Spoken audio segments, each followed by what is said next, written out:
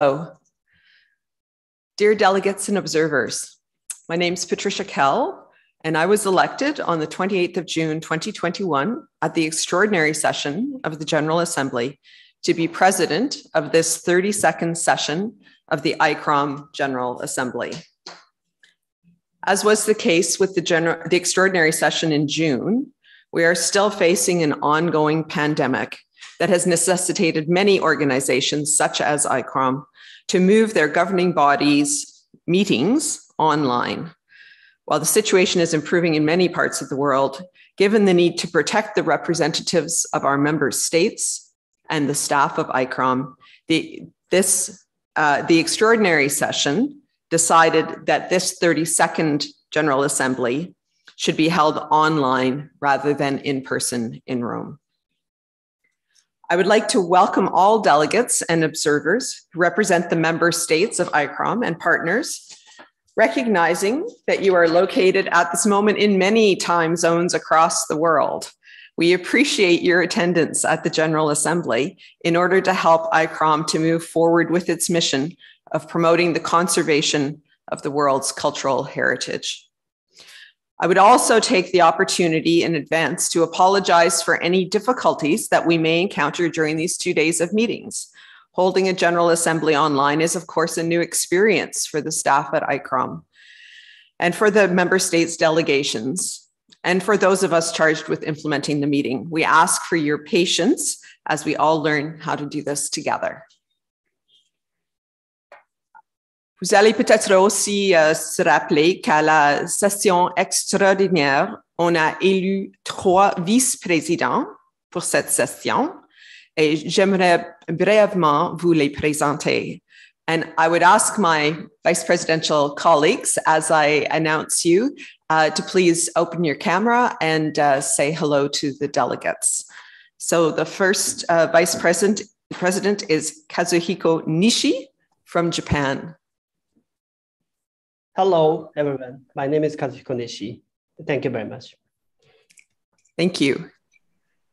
And Sophia Soto from Costa Rica. Bonjour, mesdames, messieurs, madame la présidente. Merci. Et finalement, Jian Zaki de l'Égypte. Bonjour, madame la présidente. Je suis Jian Zaki. Je suis vraiment ravie et honorée d'être parmi vous et d'être élue vice-présidente de la 32e Assemblée générale. Merci et bonjour pour tout le monde. And thank you to the 3 vice presidents for agreeing to serve in this capacity. The intention over the next 2 days is to try to limit our proceedings to a maximum of 3 hours per day. ICCROM is grateful for the time that you've taken to attend the 32nd session to ensure the continued good governance of the organization. Les documents pour cette Assemblée générale sont disponibles en ligne sur le site web de l'ICCROM dans la section vouée à l'Assemblée générale. J'aimerais aussi souligner la présence aujourd'hui de Giuliano Pucci, notre conseiller juridique, qui se présente en cas qu'il y a des questions légales. Now I have the pleasure to begin the official inauguration and would like to introduce the first speaker, the Honorable Dario Franceschini, the Minister of Culture of Italy.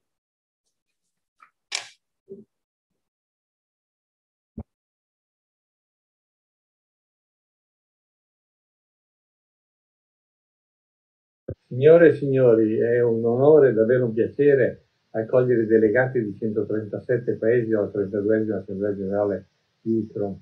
L'Italia è particolarmente orgogliosa di ospitare ICCROM che in 60 anni ha raggiunto importanti traguardi, rafforzando a livello mondiale la capacità dei professionisti nella cura e nella gestione del patrimonio culturale. Grazie a moltissime iniziative di livello mondiale nella formazione, alla conservazione, nell'informazione, nella ricerca, nella cooperazione. Il 2020 sarà ricordato come l'anno in cui il cambiamento ha interessato tutte le nostre vite e attività in proporzioni monumentali. Abbiamo dovuto affrontare eventi veramente inaspettati che hanno influenzato le condizioni di lavoro dei professionisti del patrimonio culturale. Quest'anno vogliamo che il cambiamento avvenga per progetto e che la cultura apra la strada alla ripresa, perché sono convinto che la cultura sia il fattore strategico per una ripresa efficace e duratura, contribuendo alla prosperità, alla coesione sociale, alla crescita economica sostenibile e alla creazione di posti di lavoro e di benessere delle persone. Per questo abbiamo mobilitato un partenariato globale per la protezione e la promozione del patrimonio culturale e delle diversità culturali, riunendo il 29 e 30 luglio scorso a Roma i ministri della cultura del G20, sotto il motto «La cultura unisce il mondo», insieme ai rappresentanti delle principali organizzazioni internazionali attive in campo culturale, tra cui l'UNESCO e appunto l'ICCROM. Il risultato è un documento storico, la dichiarazione di Roma dei ministri della cultura del G20, un appello congiunto per integrare meglio la cultura nell'economia nazionale come opportunità per una crescita sostenibile ed equilibrata e un maggiore impegno per una risposta più coordinata a minacce come il cambiamento climatico, i conflitti armati, il traffico illecito e illegale di beni culturali. Vorrei ringraziare il direttore generale Doro per il suo continuo sostegno e contributo al successo dell'iniziativa.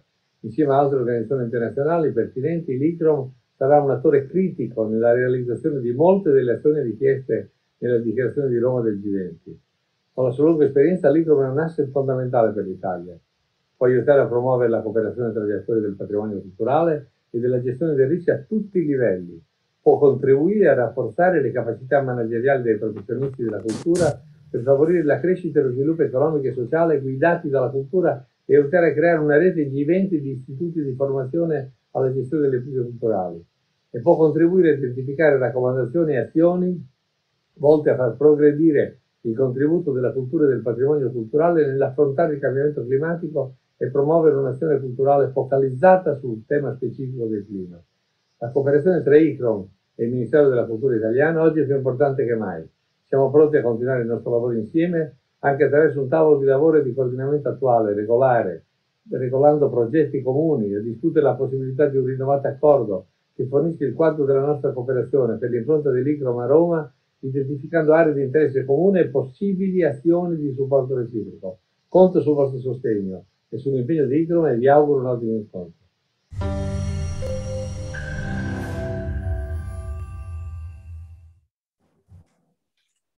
Merci. J'invite maintenant la présentation de l'honorable Benedetto Della Vedova, le sous-ministre des Affaires étrangères de l'Italie.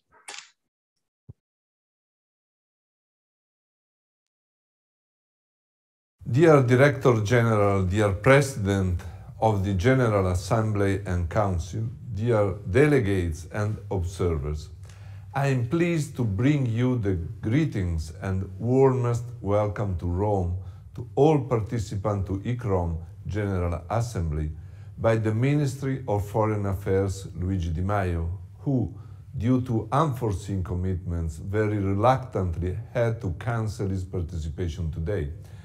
It asked me to convey to you his personal support to this vibrant organization in line with his participation into the 60th anniversary of Italy's accession to ICCROM last November and commitment to stepping up bilateral relations with the ICCROM.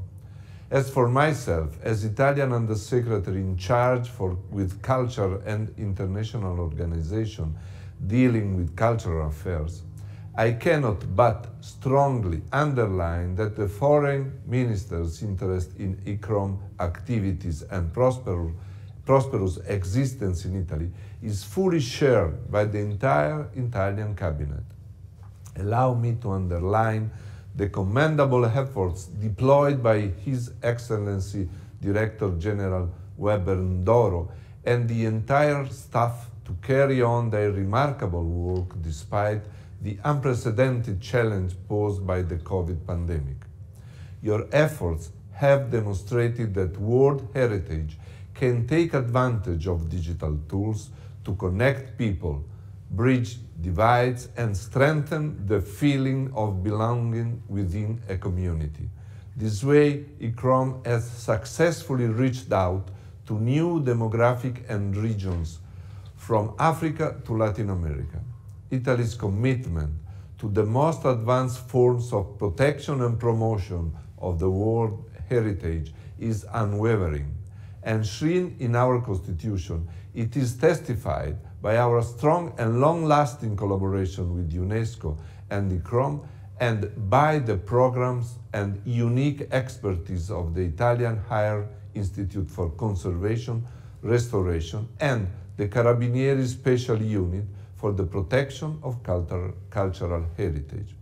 Today, protecting tangible and intangible heritage implies addressing global challenges such as sustainable development, climate change, and the digital transition. Italy's partnership with ICCROM and UNESCO also reflects these considerations. With regard to ICCROM, which Italy is very proud to host, I am pleased to recall our support for the Youth Heritage Africa Multilateral Initiative in line within the United Nations 2030 Agenda and with Agenda 2063 of the African Union. The sustainable development of the African continent has always been high on Italy's bilateral and multilateral agenda, and especially during this year, in the framework of Italy's G20 presidency, our goal is to bring together African partners, international organizations, and civil society for an inclusive development of Africa, including in the cultural domain. A few days ago, the third Italy-Africa Ministerial Conference has brought in Rome delegations from about 50 African countries to focus on the impact of climate change and the green transition in the continent.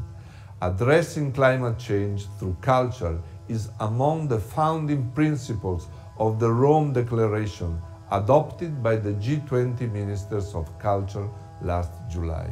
In this regard, we welcome the contribution of all relevant international and intergovernmental bodies, especially UNESCO and ICCROM, in ensuring a more robust inclusion of culture within the United Nations Framework Convention on Climate Change, as well as in national policies. Italy's cooperation with UNESCO is well represented by the innovative tools we launched together. I mentioned the Italian Task Force within the United for Heritage framework and the International Environmental Experts Network for the protection of UNESCO's naturalistic sites. In November 2022, Italy will host the conference on the 50th anniversary of the UNESCO Convention on the World Cultural and Natural Heritage in Florence. We will celebrate half a century of historical achievements, assess our performance so far in addressing environmental issues related to World Heritage, and we will identify goals and priorities for the future of the Convention. We look forward to ICCROM involvement in the conference.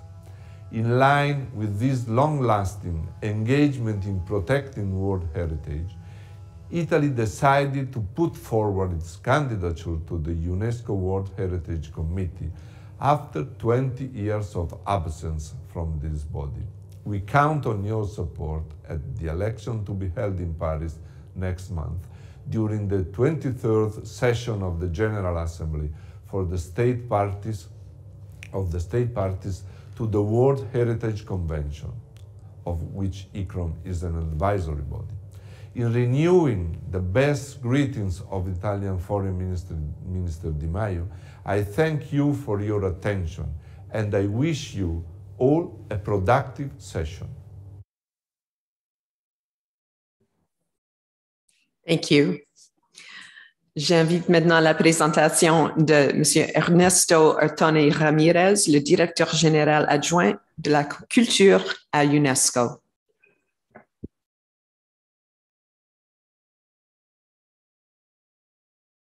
Your Excellency, the Minister of Cultural Heritage, Your Excellency, the Minister of Foreign Affairs, Madame President of the ICCROM General Assembly, Mr. Chairperson of ICCROM Council, Excellencies, Ambassadors, Mr. Director General of ICCROM, distinguished delegate. It is my honor and pleasure to address you today on behalf of the Director General of UNESCO, Madame Azoulay, on the occasion of the 32nd General Assembly of ICCROM. The successes achieved by ICCROM and its valuable contribution to enhancing the quality of cultural heritage conservation in the last 6 decades illustrates the wisdom behind the decision of UNESCO and its member states to create this organization in 1956. Today, ICCROM's action is more essential than ever in view of the urgent need of capacity building and research in the field of cultural heritage conservation. With the signing of a cooperation agreement between our 2 organizations in 2017, UNESCO and ICCROM have reinforced their cooperation on the safeguarding of culture in all its diversity, and UNESCO wishes to express its appreciation to the Council and the Director General of ICCROM for this fruitful collaboration. Excellencies, ladies and gentlemen, as you may be aware, the year 2021 marks the 10th anniversary of the World Heritage Capacity Building Strategy. Since the adoption of this strategy, ICCROM, UNESCO, and other partners have been working to implement international and regional capacity building activities to address the needs of heritage practitioners, institutions, and communities. I would also like to congratulate ICCROM for the success achieved through the World Heritage Leadership Program launched in 2016. The program proves that World Heritage can provide leadership to achieve excellence within the conservation sector and that has a compelling potential to support sustainable development. In the field of museums, UNESCO and ICCROM continue their active cooperation. Most recently, during the COVID-19 pandemic, UNESCO and ICCROM co-organized the Resiliar debate, Museums After the Pandemic, and ICCROM also participated in the opening ceremony of the 2nd UNESCO High-Level Forum on Museum, held on 23rd to 24th September 2021. Meanwhile, the world continues to witness the deterioration and destruction of priceless cultural sites and museums, the disruption of unique cultural expression, and the illicit trafficking of cultural artifacts.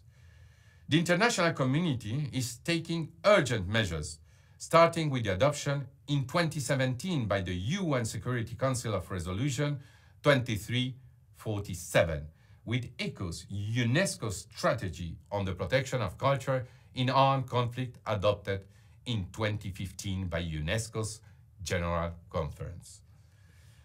These decisions reflect a new global awareness of the role of culture for international peace and security. To this end, scaling up international cooperation is more important than ever. Excellencies, Mesdames et Messieurs, c'est l'occasion de réaffirmer l'engagement de l'UNESCO à renforcer sa coopération avec ICCROM pour soutenir notre action. Permettez-moi de citer quelques brefs exemples. Nous sommes heureux de compter ICCROM parmi nos partenaires privilégiés dans le cadre de l'initiative de l'UNESCO Faire revivre l'esprit de Mossoul. L'ICCROM participe activement au projet de reconstruction de la mosquée Al-Nouri et du minaret Al-Hadba et fournit ainsi son expertise technique en vue du renforcement des capacités des communautés.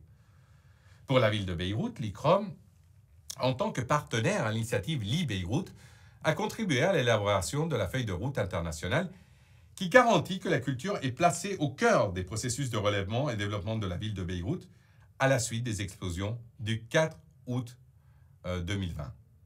Ces initiatives n'auraient pas pu voir le jour sans le soutien déterminant de partenaires clés que je souhaite à présent remercier. Pour Mossoul, les Émirats arabes unis appuient cette initiative depuis ses débuts. Notre gratitude va également à l'Union européenne, au gouvernement de l'Allemagne, le Japon, les Pays-Bas, l'Arménie et la Croatie, entre autres. Pour Beyrouth, notre profonde gratitude va au gouvernement de l'Italie, l'Allemagne, l'Islande, le Koweït, ainsi que le Bahreïn, avec son centre régional arabe pour le patrimoine mondial. Des activités de réponse urgente ont également été mises en œuvre à Beyrouth avec le soutien des donateurs du Fonds d'urgence pour le patrimoine de l'UNESCO. Excellences, Mesdames et Messieurs, comme vous le savez certainement, l'Afrique est une des priorités globales de l'UNESCO.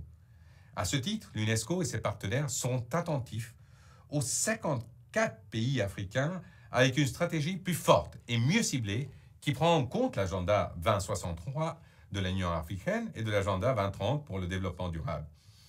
Dans cette perspective, je tiens à exprimer la satisfaction de notre organisation de voir émerger le nouveau programme de l'ICCROM pour l'Afrique après le programme Africa 2009, dont les résultats ont eu un impact très positif dans de nombreux pays africains. Pour clore, à présent, permettez-moi de réaffirmer la volonté de l'UNESCO de poursuivre sa coopération avec l'ICCROM, notamment lors des grands moments de 2021 qui auront lieu dans les semaines à venir. La 41e session de la conférence générale de l'UNESCO, qui débutera prochainement en novembre, l'Assemblée générale du patrimoine mondial fin novembre, la célébration des 2 journées internationales de lutte contre le trafic illicite de biens culturels le 14 novembre et les réunions de la Convention de La Haye de 1954 pour la protection du patrimoine en cas de conflit armé début décembre, au cours desquelles les contributions de l'ICCROM en faveur d'un meilleur suivi de biens culturels en péril seront appréciées. Pour terminer, permettez-moi de vous informer que le gouvernement du Mexique organisera en septembre 2022 la conférence intergouvernementale de catégorie 2 Mondiacult, dont l'un des axes thématiques sera le patrimoine. Toutes les initiatives que l'UNESCO mène en partenariat avec l'ICCROM permettront sans doute de nourrir les discussions autour de cet axe thématique. Je vous remercie de votre attention et vous souhaite des débats fructueux. Thank you. Thank you.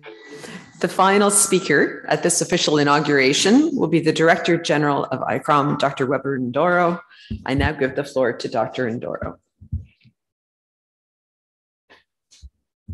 Your Excellency, the President of the General Assembly, Ms. Patricia Kelly, Honorable Minister of Culture, Dr. Dario Franceschini, Honorable Deputy Minister of Foreign Affairs, Benedetto Della Vadova, His Excellency, Mr. Ernesto Oteno, the ADG Culture UNESCO, representatives of ICCROM, representatives of ICCROM member states, a representative from our partner institutions and observers, ladies and gentlemen, comrades and friends. It is indeed a pleasure to welcome you all to this session of the General Assembly, which is being held online for the first time in ICCROM's history.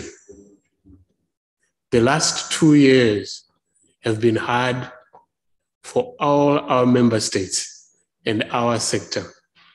It has been a period during which travel and in-person activities have essentially not been possible, and we have had to continuously adapt on how we work, communicate, and respond to the needs of those whom we serve. We face a rapidly changing world in which numerous challenges still lie ahead. In addition to the lingering effects of the pandemic, climate change and its impact have reached serious levels. In this world, and in line with the UN 2030 Sustainable Development Goals, we see heritage playing a fundamental role in fostering identity, social cohesion, and a sense of belonging, but also in making sure that the well-being of society is taken care of. ICCROM is determined to rise to the occasion, as we have in the past, and we are focusing our efforts on improving our digital capabilities to ensure continued and enhanced service delivery to all our member states. As mentioned by Minister Franceschini, in this biennium, we have been celebrating the anniversary of our host country, Italy, joining ICCROM on the 24th October 1960. Italy's hospitality and support for our programs and activities has been continuous ever since, and we look forward to many more years of strong collaboration. On a much sadder note, we are very sorry to have received notice that Denmark will be leaving the organization at the end of the year. We respect the decision taken by the Danish government. We sincerely hope this decision may be reverted in time, and we may welcome you once again in the near future. ICCROM will continue to stand ready for future cooperation. This year also marked the first time a working group on culture was organized as part of the G20, largely thanks to the initiatives of the Italian Ministry of Culture. It will be important to keep this momentum going and leverage it to develop an even greater voice for heritage conservation. ICCROM's strength has always lay in our close collaboration with our member states, which help us to stay informed about the situation on the ground in different parts of the world. In this regard, our partnership with national and international organizations are very fundamental. We are particularly grateful to UNESCO, to ICOMOS, to ICOM, IIC, IUCN, Interpol, UNIDWA, and the Category 2 Centers for UNESCO for their numerous joint initiatives we have developed in this biennium and over many years prior to that. We are also extremely appreciative of the support and confidence placed on us by partner organizations, especially Apache, the Japanese Agency for Cultural Affairs, the International Alliance for the Protection of Heritage in Conflict Areas, ALIF, the British Council, the Canadian Conservation Institute, the Korean Cultural Heritage Administration, the Getty Conservation Institute, the Instituto de Patrimonio Cultural de Spain, the National Cultural Heritage Administration, the Ministry of Culture from Croatia, the Ministry of Culture and the Ministry of Foreign Affairs of Italy, the Principality of Monaco, the Norwegian Ministry of Climate and Environment, the National Museums of Oman, Prince Claus Fund, the Government of Sharjah, the United Arab Emirates, the Smithsonian Institution, the Swedish Postcode Foundation, the Swiss Confederation Federal Office of Culture, and of course, the UNESCO World Heritage Center. Finally, I want to thank all our member states who support our activities through voluntary and in-kind contribution, without which we could not continue our work. I would particularly like to mention the special support provided by Brazil, Canada, China, Italy, Japan, Mexico, Monaco, the Netherlands, New Zealand, Norway, Portugal, the Republic of Korea, the Russian Federation, Spain, Switzerland, and again, the United Arab Emirates. International collaboration is key to strengthening ICCROM's role and enabling us to deliver our mandate. And together, we will continue to innovate and reach out to all our member states. In closing, please allow me to reiterate on behalf of ICCROM our deepest appreciation to the Italian government. From the early days of the Rome Center over these past 60 years, Italy has been extremely generous to host ICCROM. We are looking forward to ensuring that our presence on Italian soil continues to benefit all our member states and also to benefit Italy and the international community. I thank you.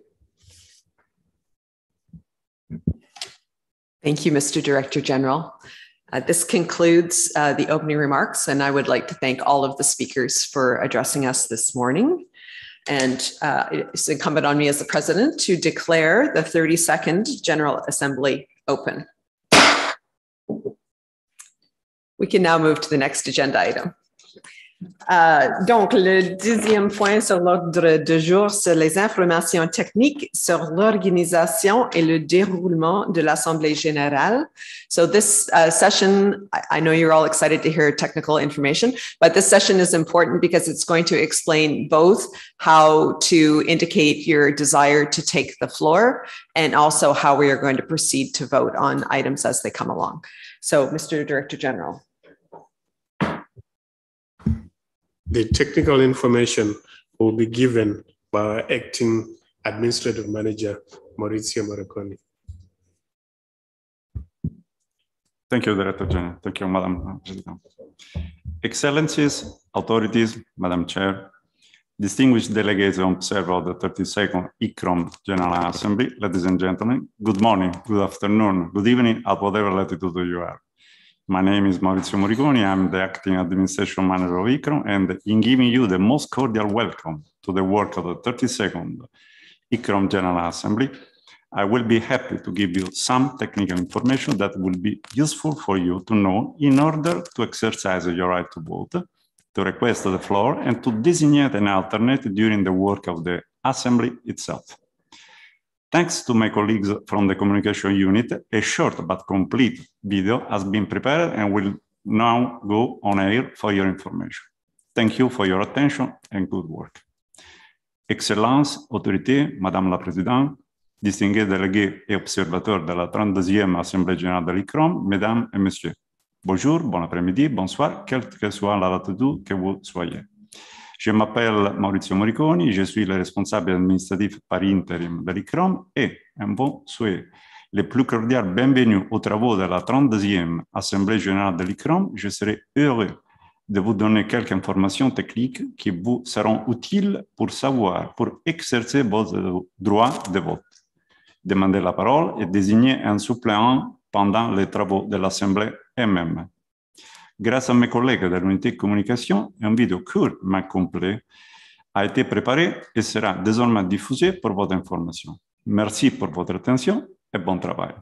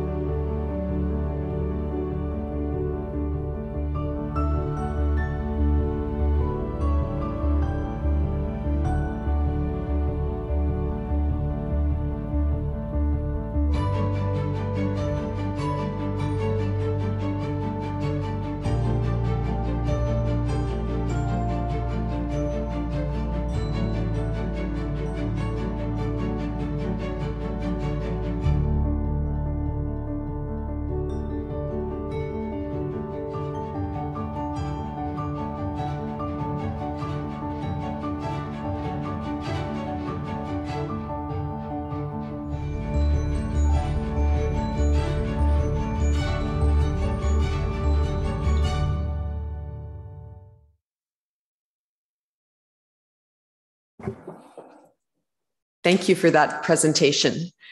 Before we go on, I would like to try to have a test vote. And so in a moment, I'm going to ask you all to raise your hand as if you were voting for a motion. So could I ask for all of the delegates to vote? Please raise your hand.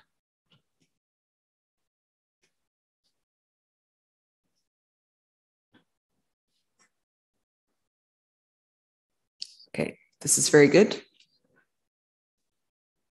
I see 48 votes, 49 votes, 50 now, over 50. Okay, this is great. You can now, well, I think we're going to practice. So the Secretariat is going to put everybody's hand down.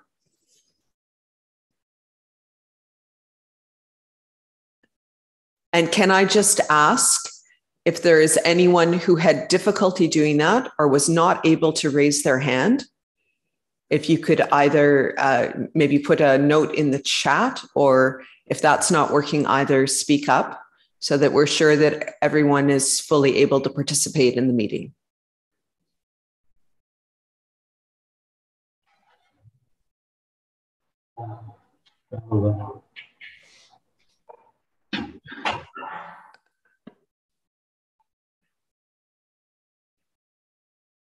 Is that Malcolm?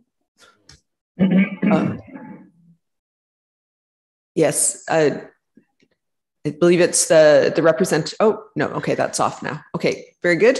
So not seeing any, one member has a hand up. And I can't see who, oh, there, okay, it's gone. All right, I think we're good. I think we're ready to go on.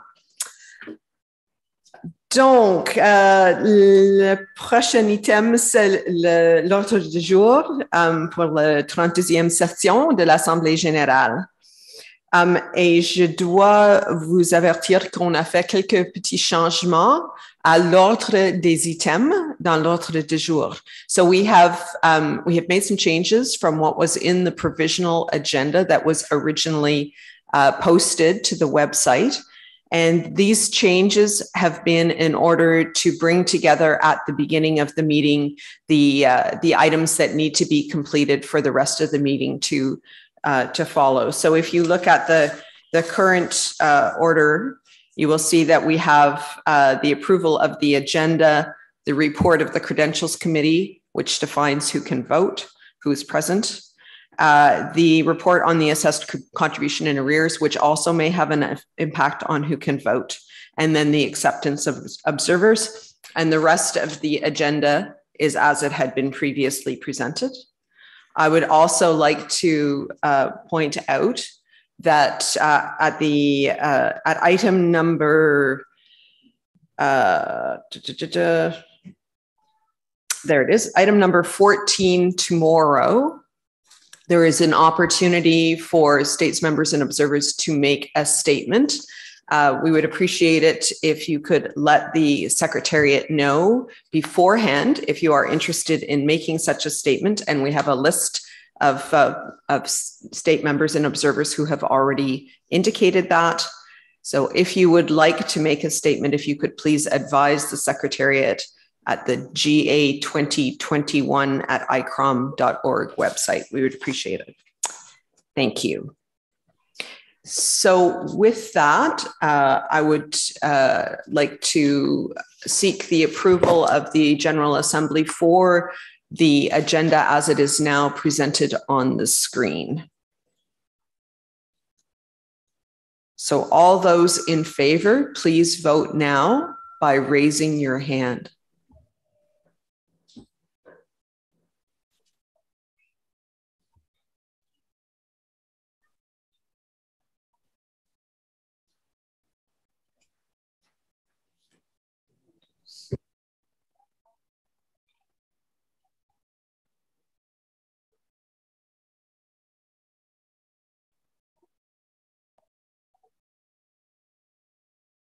Okay. We're showing the presentation. I think it's coming. Okay. All right. A majority of people have voted in favor. Is there anyone opposed? So we're going to bring all the hands down.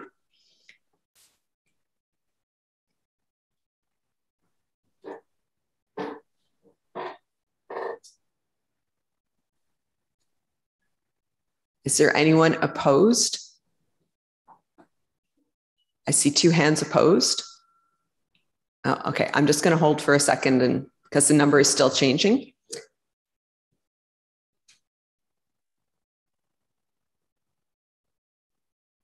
Okay, so all those opposed now have their hands up. Okay, and are there, so now if you're opposed, please lower your hand or we will lower your hand back to 0. Perfect. Are there any abstentions?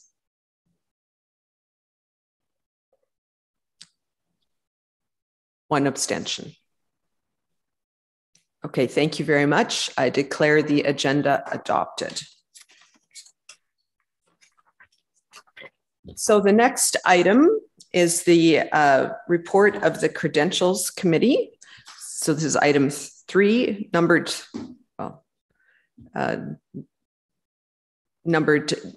3 on our agenda still. So delegates, you may recall that as part of the extraordinary General Assembly in June, under Rule 19.2 of the Rules of Procedure was suspended in order to allow for the formation of the Credentials Committee prior to the opening of the session. So under normal circumstances, we would have elected this committee on the first morning of the General Assembly. We needed to do that in advance because of the remote format that we're using today. The committee has been working for the past several months to examine the credentials as they have arrived at ICCROM. I now give the floor to the chairperson of the Credentials Committee, Mr. Sam Rothenberg from the United States, to read the report. Thank you very much, Madam President. Greetings to everyone. First, I need to recognize with thanks the distinguished members of this committee, including from Germany, Ireland, South Africa, and Sweden, and also recognize the very hard work and excellent organization of the Secretariat, and particularly Ms. Medici, who really made our job quite easy despite the complications of this online format. And so in total, I'll read the report. We examined the credentials of 87 delegations of member states, and 85 member states had complied with all the requirements per Rule 16 of the Rules of Procedure of the General Assembly and declared valid. One member state, Rwanda, has submitted credentials that is not yet signed. And so the Credential Committee proposes to put this member state on hold until the documentation arrives. And finally, Cameroon, Honduras, Iran, Iraq, Mongolia, and Yemen submitted credentials. The committee notes that these 6 member states are in arrears with their contributions, exceeding the amounts specified in Article 9 of the ICCROM statutes, and that therefore their position will be examined by the General Assembly under the appropriate item of the agenda. Thank you very much, and back to you, Madam President. Thank you very much. So we will be voting on a motion to accept the report of the Credentials Committee. Before we move to that vote, are there any comments or questions? And so again, I remind you, if you could please indicate in the chat if you would like to take the floor to make a comment.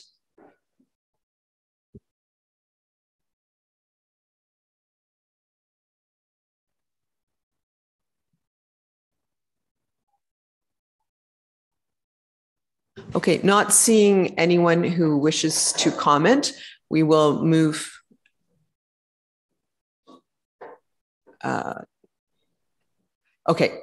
We will move to the vote. And so at this point, I'm going to ask you again to vote by raising the delegates to vote by raising their hands.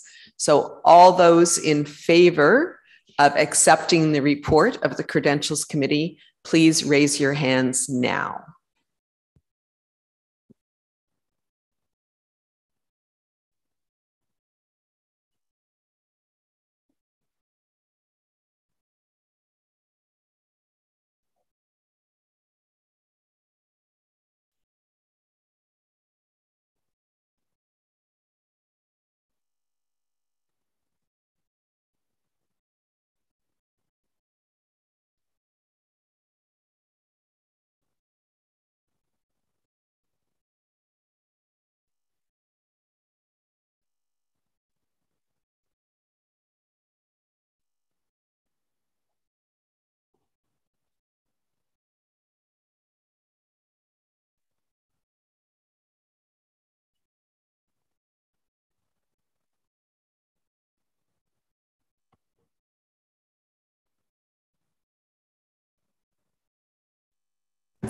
All right, we have a majority of votes in favor of the resolution. Could I ask now that the hands be put down?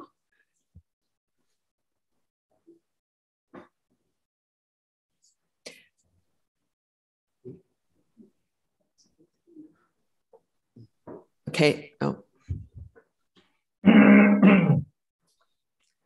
Thank you. Is there anyone opposed to the adoption of the report of the Credentials Committee? So anyone wanting to vote against the motion, please raise your hand now.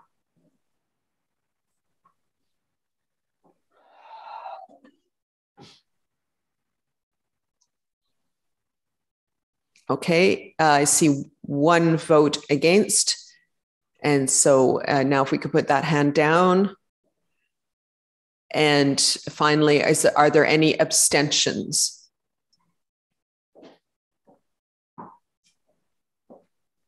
I see no abstentions. So I declare the motion carried.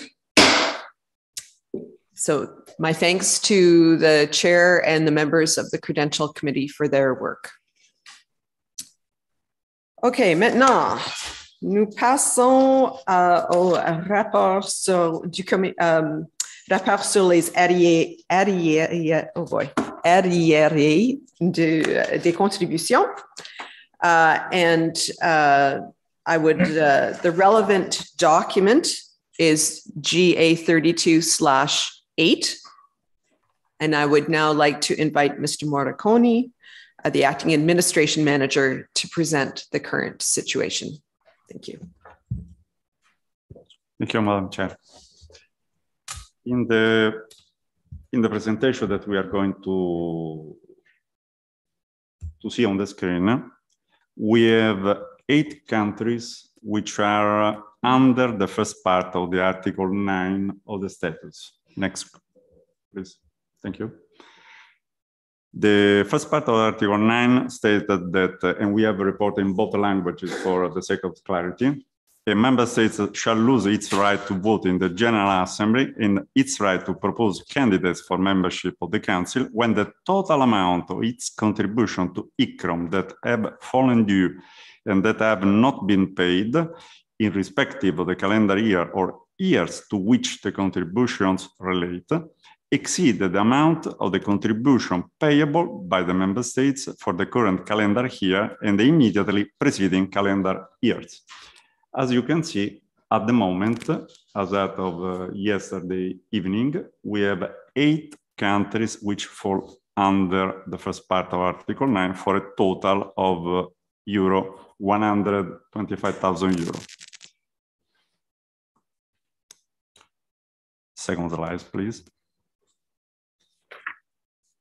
The second part of the Article 9 of the status stated that a member state that has omitted to pay its contribution that have fallen during 4 consecutive calendar years shall also cease to be entitled to receive any services from ICCROM. As you can see, as of yesterday evening, we have 4 member states for a total of approximately 7,000 euro. Which fall under the second part of the Article 9.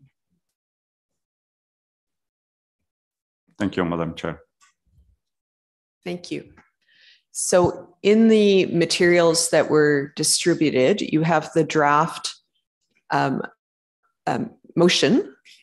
The implication of sanctions under our statutes is an automatic item. So the member states that fall into these categories, they're either their right to vote or both their right to vote and their right to receive services are automatically withdrawn, except that if there is a motion of the General Assembly to permit them to continue to receive those privileges.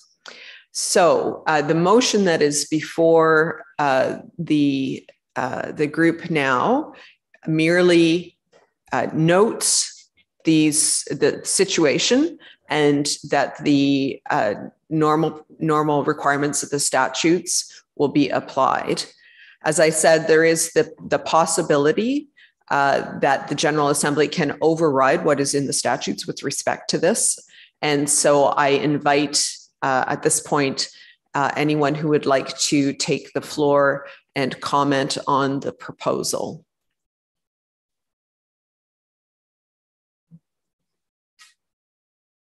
And just to remind the members that if you wish to speak, please put a note into the chat saying which state member it is that would like to speak.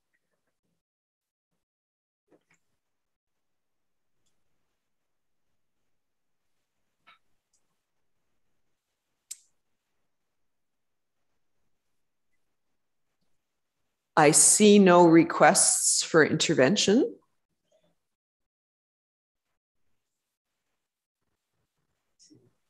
Oh, what? You want to speak? Honduras. I would like to invite the delegate from Honduras to take the floor.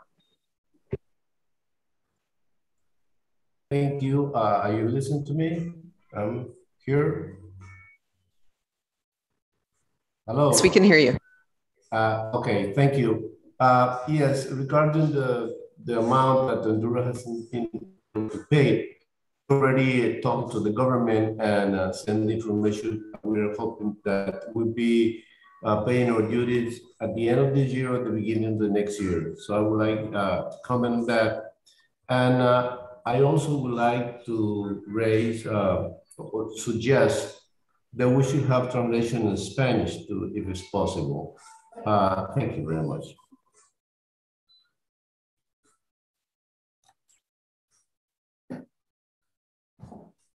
Thank you very much. So we have a request then from Honduras to suspend the application of the normal rule. Is there anyone else who would like to speak before we proceed to a vote?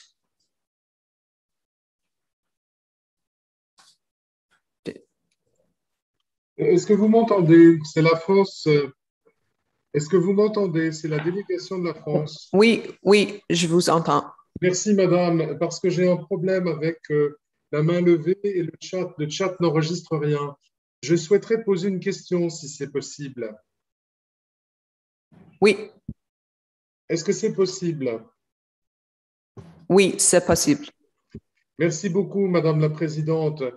Pouvez-vous réexpliquer exactement ce que vous attendez des délégations sur le point 10.1?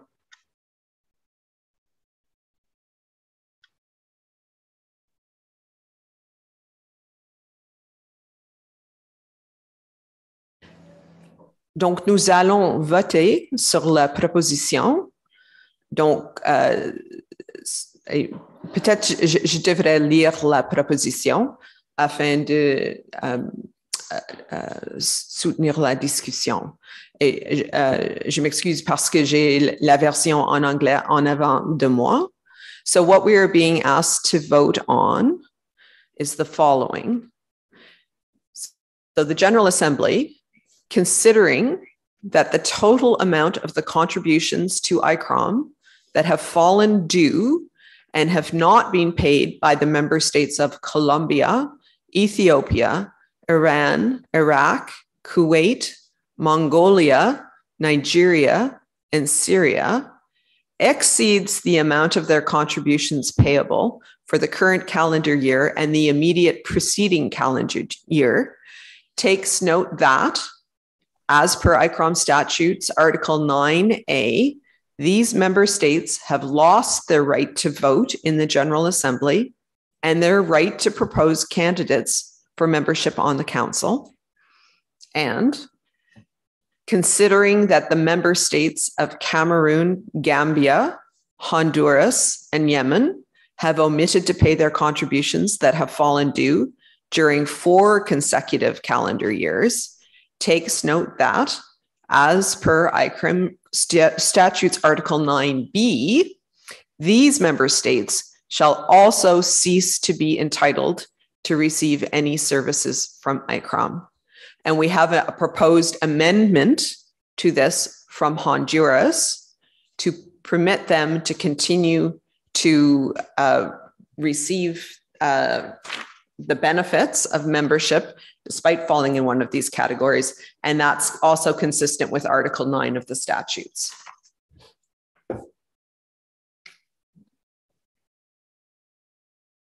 Est-ce que ça répond à la question?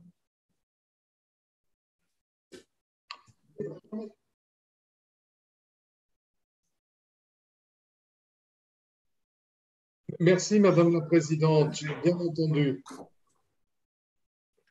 Okay. I now see that China would like to take the floor. I invite the delegate from China to speak. Thank you. Thank you, Madame la Présidente.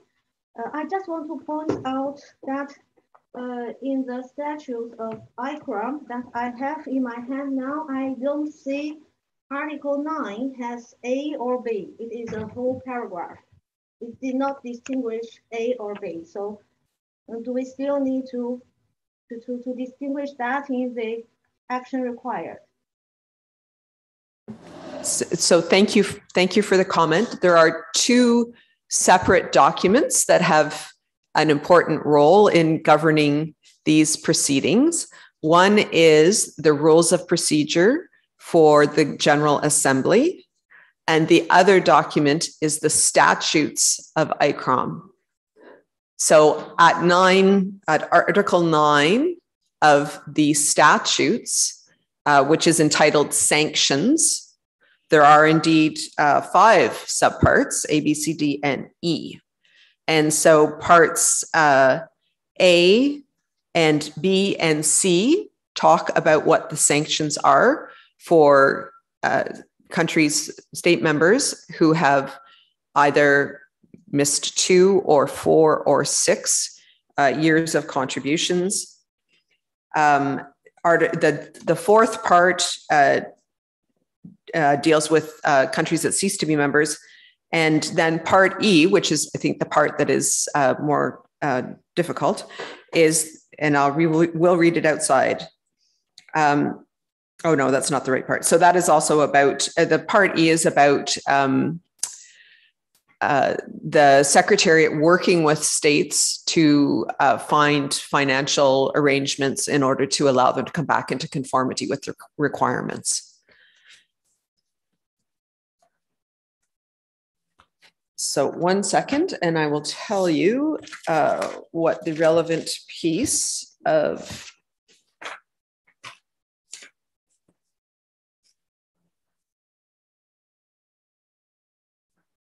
Okay, and so the relevant section of the rules of procedure is section 48.4.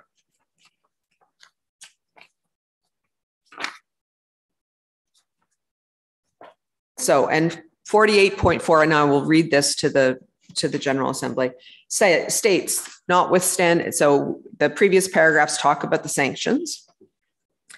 The General Assembly may nevertheless permit those member states mentioned in paragraphs 2 or 3 of the present rule to exercise their voting rights, their entitlements to receive services from ICCROM, and may decide not to suspend a member state if it is satisfied that failure to pay is due to special circumstances beyond the member state's control in accordance with Article 9 of the statutes.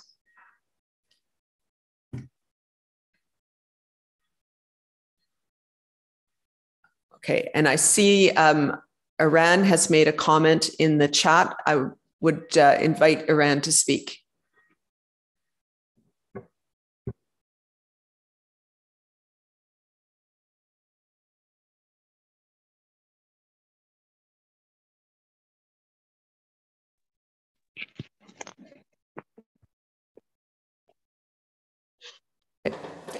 I'm sorry, I'm not hearing Iran either.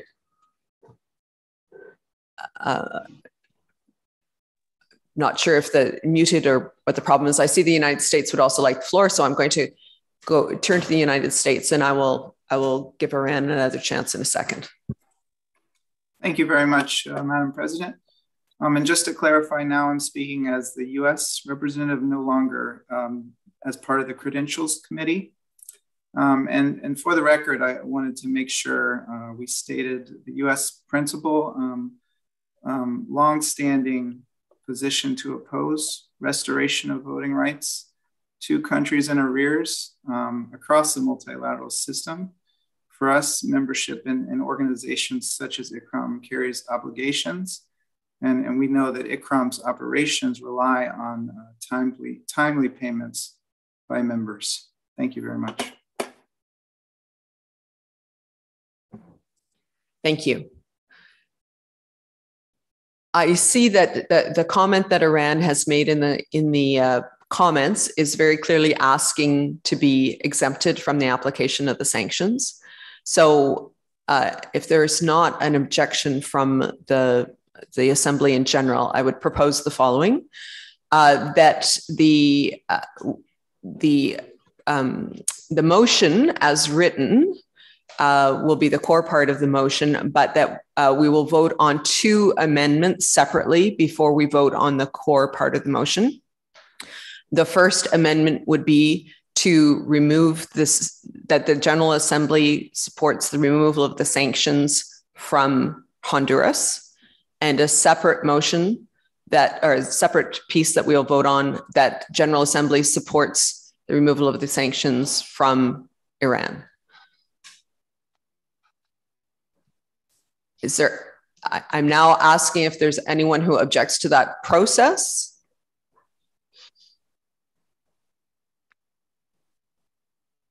And not seeing any, we will then move to the amendment. So now we're going to vote on the adoption of the amendment, which is that Honduras, the General Assembly supports that Honduras will not be subject to the sanctions that it would otherwise be subject to, in accordance with Section 48.4 of the Rules of Procedure for the General Assembly. So all those in favor of removing Honduras from the list of countries that are subject to sanctions and supporting that they will not be subject to sanctions, could you please raise your hands now? So you're voting to remove the sanctions on Honduras.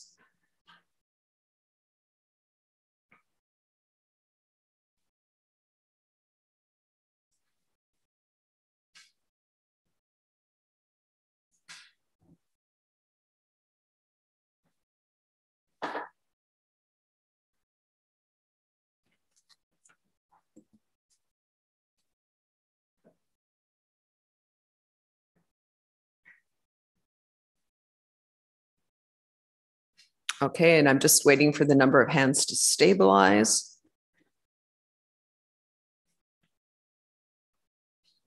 Okay.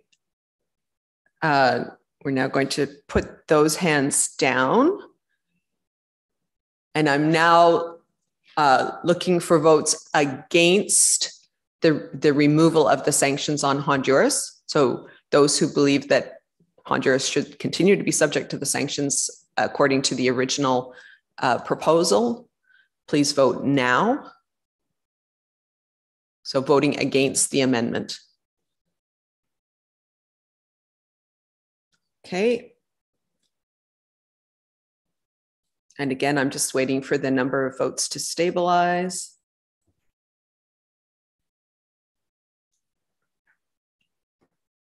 Okay, and thank you. And so we'll put those hands down. And are there any abstentions?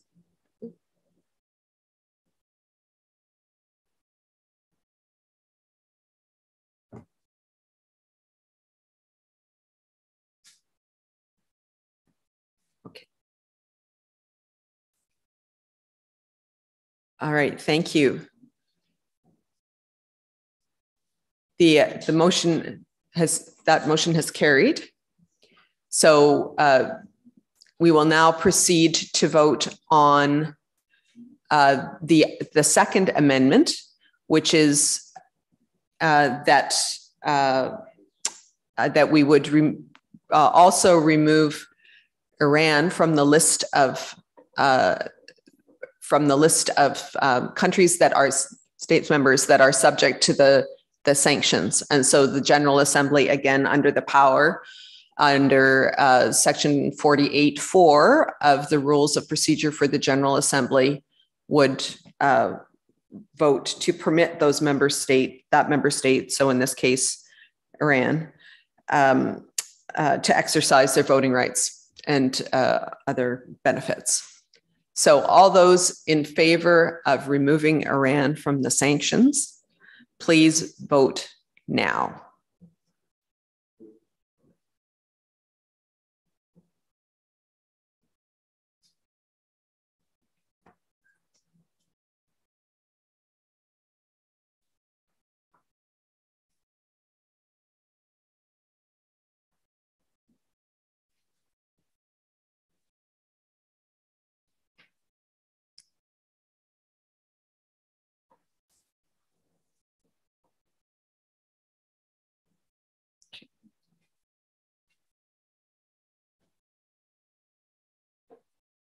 Okay, that number seems to have stabilized. So now we'll put those hands down. Those who would be opposed to the amendment, in other words, those who would support that the sanctions continue against Iran, please vote now.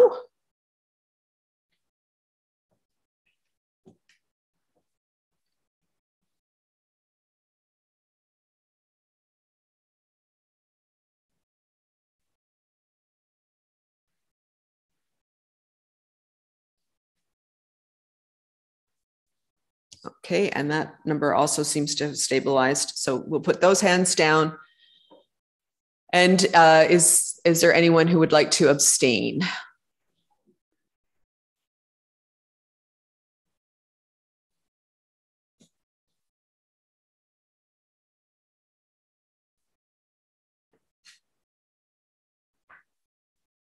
Okay, thank you very much. We can put those, oh. Yeah, we can put those hands down now as well. So that motion has also carried by a vote of 33 to 8 to 11. So now we go back and vote on the modified original proposal. So I'm going to read this again, right? So considering that the total amount of contributions to ICCROM that have fallen due and that have not been paid by the member states of Colombia, Ethiopia, Iraq, Kuwait, Mongolia, Nigeria, and Syria exceeds the amount of their contributions payable for the current year, and the immediately preceding calendar year, takes note that as per the ICCROM statutes, these member states have lost their right to vote in the General Assembly. And then considering that the member states of Cameroon, Gambia, Honduras, and Yemen have omitted to pay their contributions that have fallen. Oh, sorry, I just misread that. Considering that the member states of Cameroon, Gambia, and Yemen have omitted to pay their contributions that have fallen due during 4 consecutive calendar years, take notes that as per ICCROM statutes, Article 9B, these member states shall also cease to be entitled to receive any services from ICCROM. And then we're going to need to add another point, which says, notwithstanding that the contributions from Honduras and from Iran are in arrears in accordance. You're going to have to slow down. Honduras and Iran.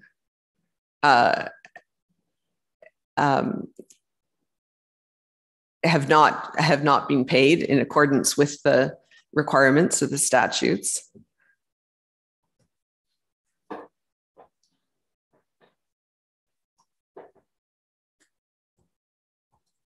The General Assembly nevertheless permits Honduras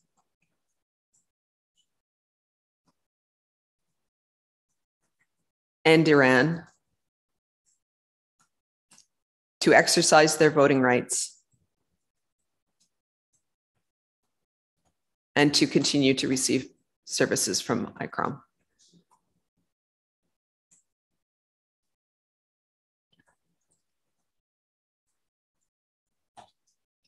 Okay, So I'm now going to ask for a vote for that whole motion as one piece. So which reflects the two amendments that we've already voted on. Could I ask everyone in favor of this motion to please raise their hand now?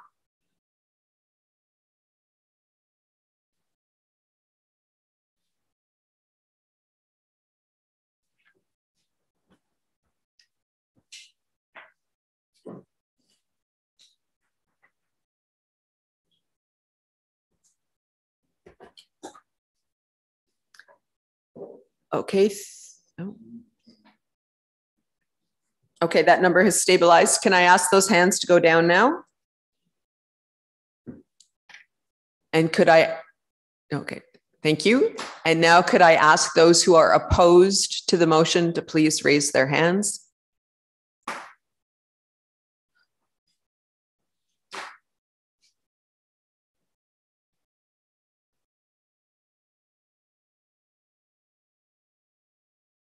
I see no votes. I see no hands. Are there any abstentions?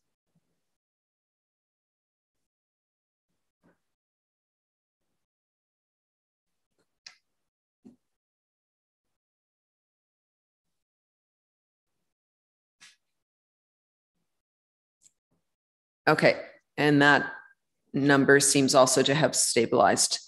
So I declare the motion passed.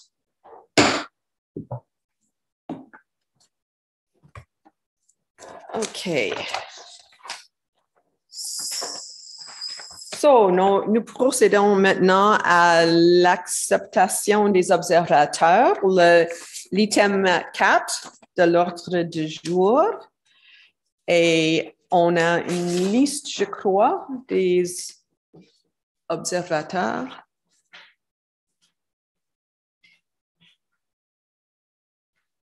So the observers and we're going to vote to accept these observers into the General Assembly. So the Sovereign Order of Malta and the observer non-member states, the Holy See and Uzbekistan. The ICCROM council members who are not otherwise delegates, Hilda de Clare, Tembelani Nabatsi, Isabel Raposa de Melguez, and Camille Zeidler. Special advisors to the Director General, George Abangu, Manal Ataya, Francesco Banderin, Stefano De Caro, Nabucco Inaba, Francesco Rutelli, and Gamini Wijesuria. Organizations having received a standing invitation to participate as observers in the sessions and the work of the General Assembly. ALIF, the International Alliance for the Protection of Heritage in Conflict Areas. Apoya Online, the Association for Heritage Preservation. The Asia Pacific Cultural Center for UNESCO. The Institute of Atmospheric Sciences and Climate. And the École Française de Rome.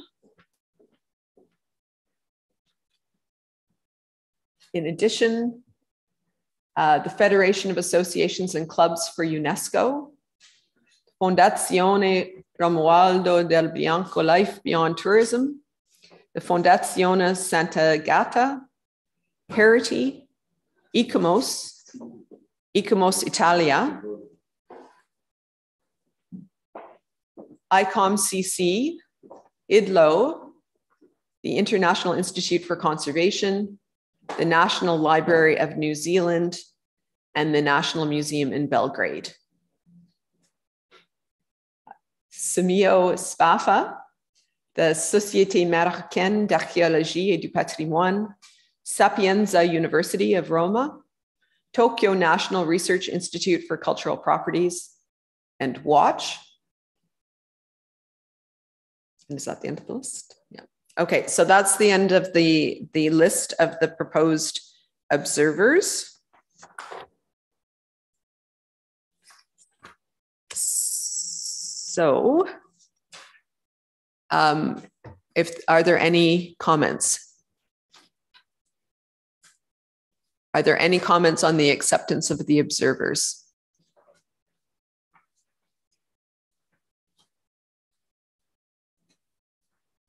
Okay, not seeing any, I think we will move to the vote. All those in favor of accepting the observers, please raise your hand now.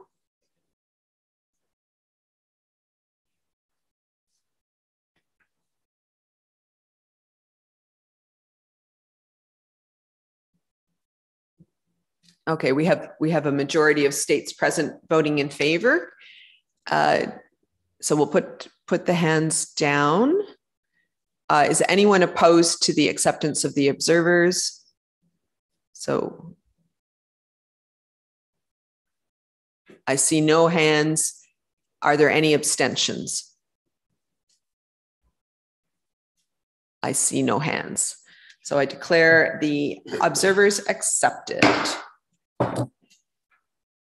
OK. Donc, ensuite, il faut accepter les procès-verbaux des assemblées générales précédentes.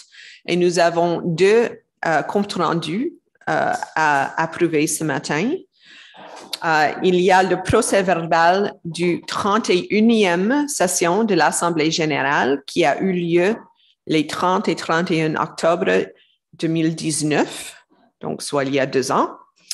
Et puis le procès-verbal de la session extraordinaire de l'Assemblée générale tenue le 28 juin 2021. Tous les États membres ont déjà eu l'occasion de revoir ces comptes rendus et de fournir des commentaires.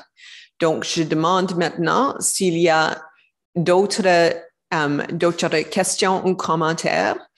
Et s'il y a lieu, j'aimerais voter sur les deux comptes rendus ensemble. Mais s'il y a des questions ou commentaires par rapport à un ou l'autre, on va les diviser. Donc, est-ce qu'il y a des questions ou commentaires sur le procès-verbal du 31e session de l'Assemblée générale?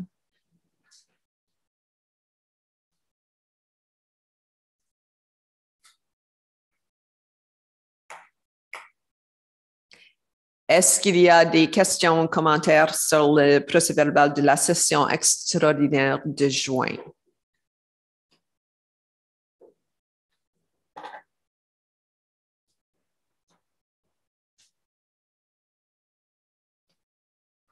OK, je ne vois pas d'intervention.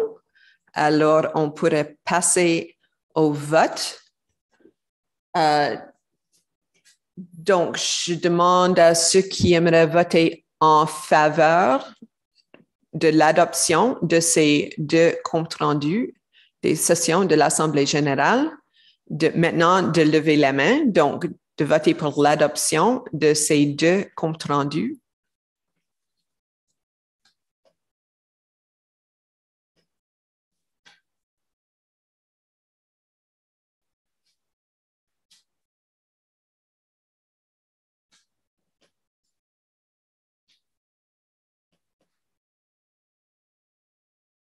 Merci. Je vois que la majorité des délégués ont voté en faveur. Est-ce qu'il y a des votes contre? Donc, oh, sorry, il faut descendre les mains. Oui, OK. Maintenant, les votes contre l'adoption de ces procès-verbaux.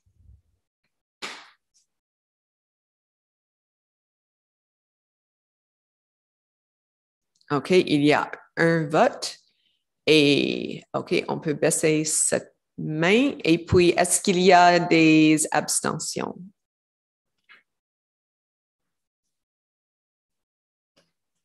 Non. Donc, je déclare les deux comptes rendus adoptés. OK, maintenant, sorry, we did the do. Yep. OK. So now we will pass to the report of the Committee of Candidatures for the ICCROM Council. So this is item 7 on the agenda.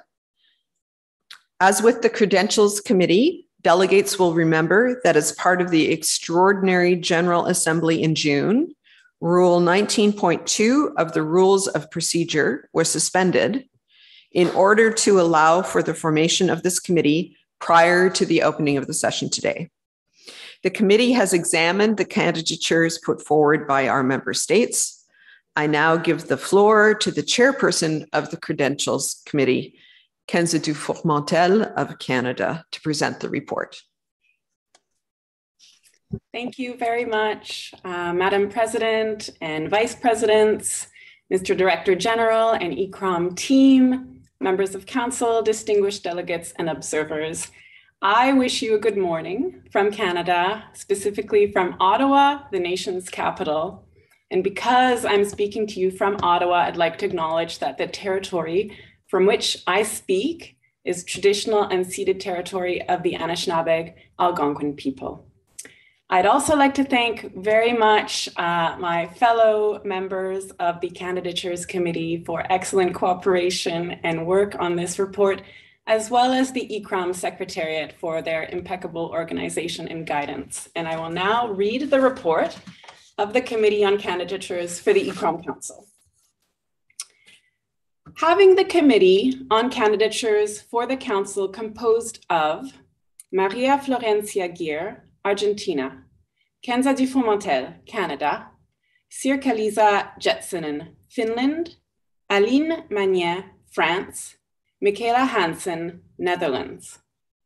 Considered that the council members elected shall be chosen from amongst the best qualified experts concerned with the conservation and restoration of cultural property, and taken into account that the formal requirements under Article 5.1c of the statutes of ICCROM are fulfilled. Declared the candidates mentioned in the attached list eligible for the council from the date of the closure of the 32nd session of the General Assembly until the closure of the 34th session of the General Assembly.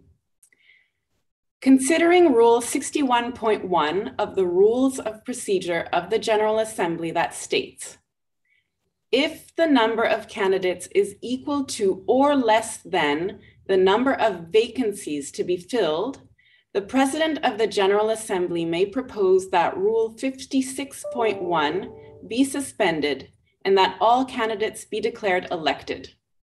If, however, a member state objects to this procedure, the election shall be declared by secret ballot.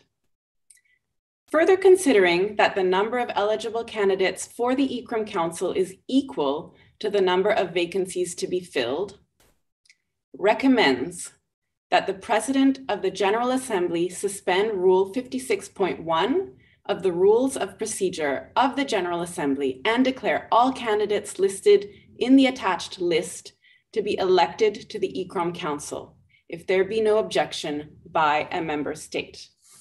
And I will now proceed to read the list of candidates for the council in alphabetical order. I apologize in advance for any names I may mispronounce. Juan Diego Badillo Reyes, Ecuador. Maria del Carmen Castro Barrera, Mexico. Camille de Klerk, Belgium. Ziva Domingos, Angola. Benoit Dubosson, Switzerland. Abdul Aziz Guissé, Senegal. Purity Cura, Kenya. John Robbins, the United States of America. Manvi Seth, India. Nina Shangina, the Russian Federation. Julia Vizioso Varelas, Dominican Republic. Sakis Waji El Khoury, Lebanon, and Yezhou, China. Thank you. Thank you very much. So we will proceed now I would propose we'll do two things. We will adopt the report of the committee as the report of the committee. And then I would like to propose that we move to suspend the statute, the rule of procedure that requires a secret vote on the members of council in order to be able to declare the slate of candidates which match the number of vacancies as elected. So, but our first order of business is to accept the report of the candidatures committee. So are there any comments or questions regarding the work of the committee?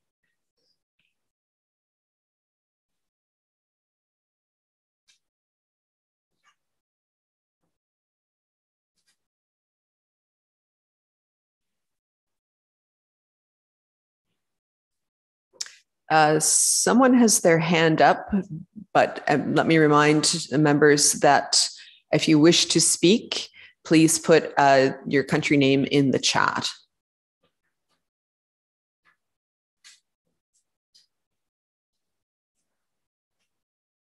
Okay, not seeing any.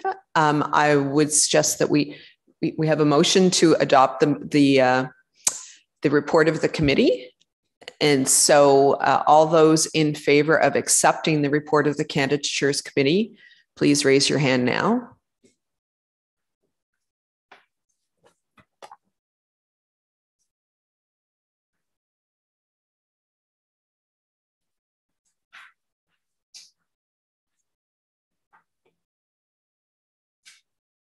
Okay. Oh, we have, yes, we have a majority of members voting in favor. So can we put those hands down?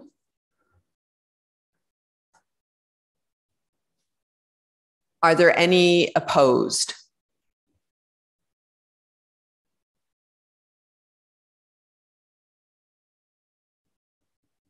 Okay, let's see.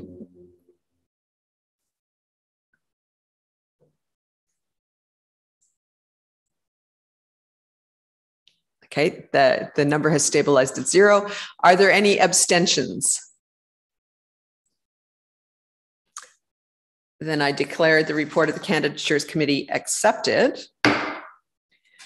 So then moving on to the second order of business, and taking into account the report of the committee on candidatures of the council that you've just approved, and given that there are 13 candidates approved by this General Assembly for the 13 vacant positions on the council, I therefore would like to invoke Rule 61.1 of the Rules of Procedure to suspend Rule 56.1, which is the rule that requires a secret ballot for members of the council, thereby allowing for all candidates to be declared elected if there are no objections. And I could mention that this has happened previously as recently as 2017. So are there any objections to proceeding to declare the candidates elected?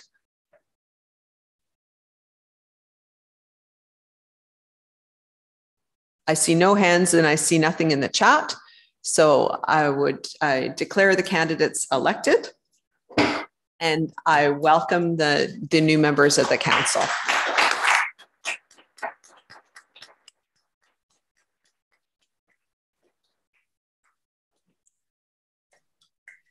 Okay, so then we would move next to item number 8, which is the report on the implementation of the program of activities and the budget for the biennium that is just coming to an end, 2020-2021.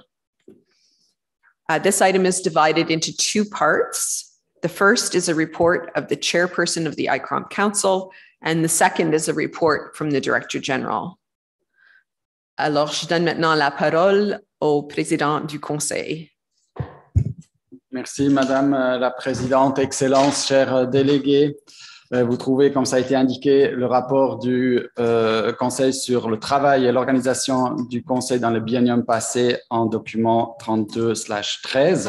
Et je reste évidemment, en tant que président du Conseil, volontiers à disposition pour toute question que vous pourriez avoir à ces sujets.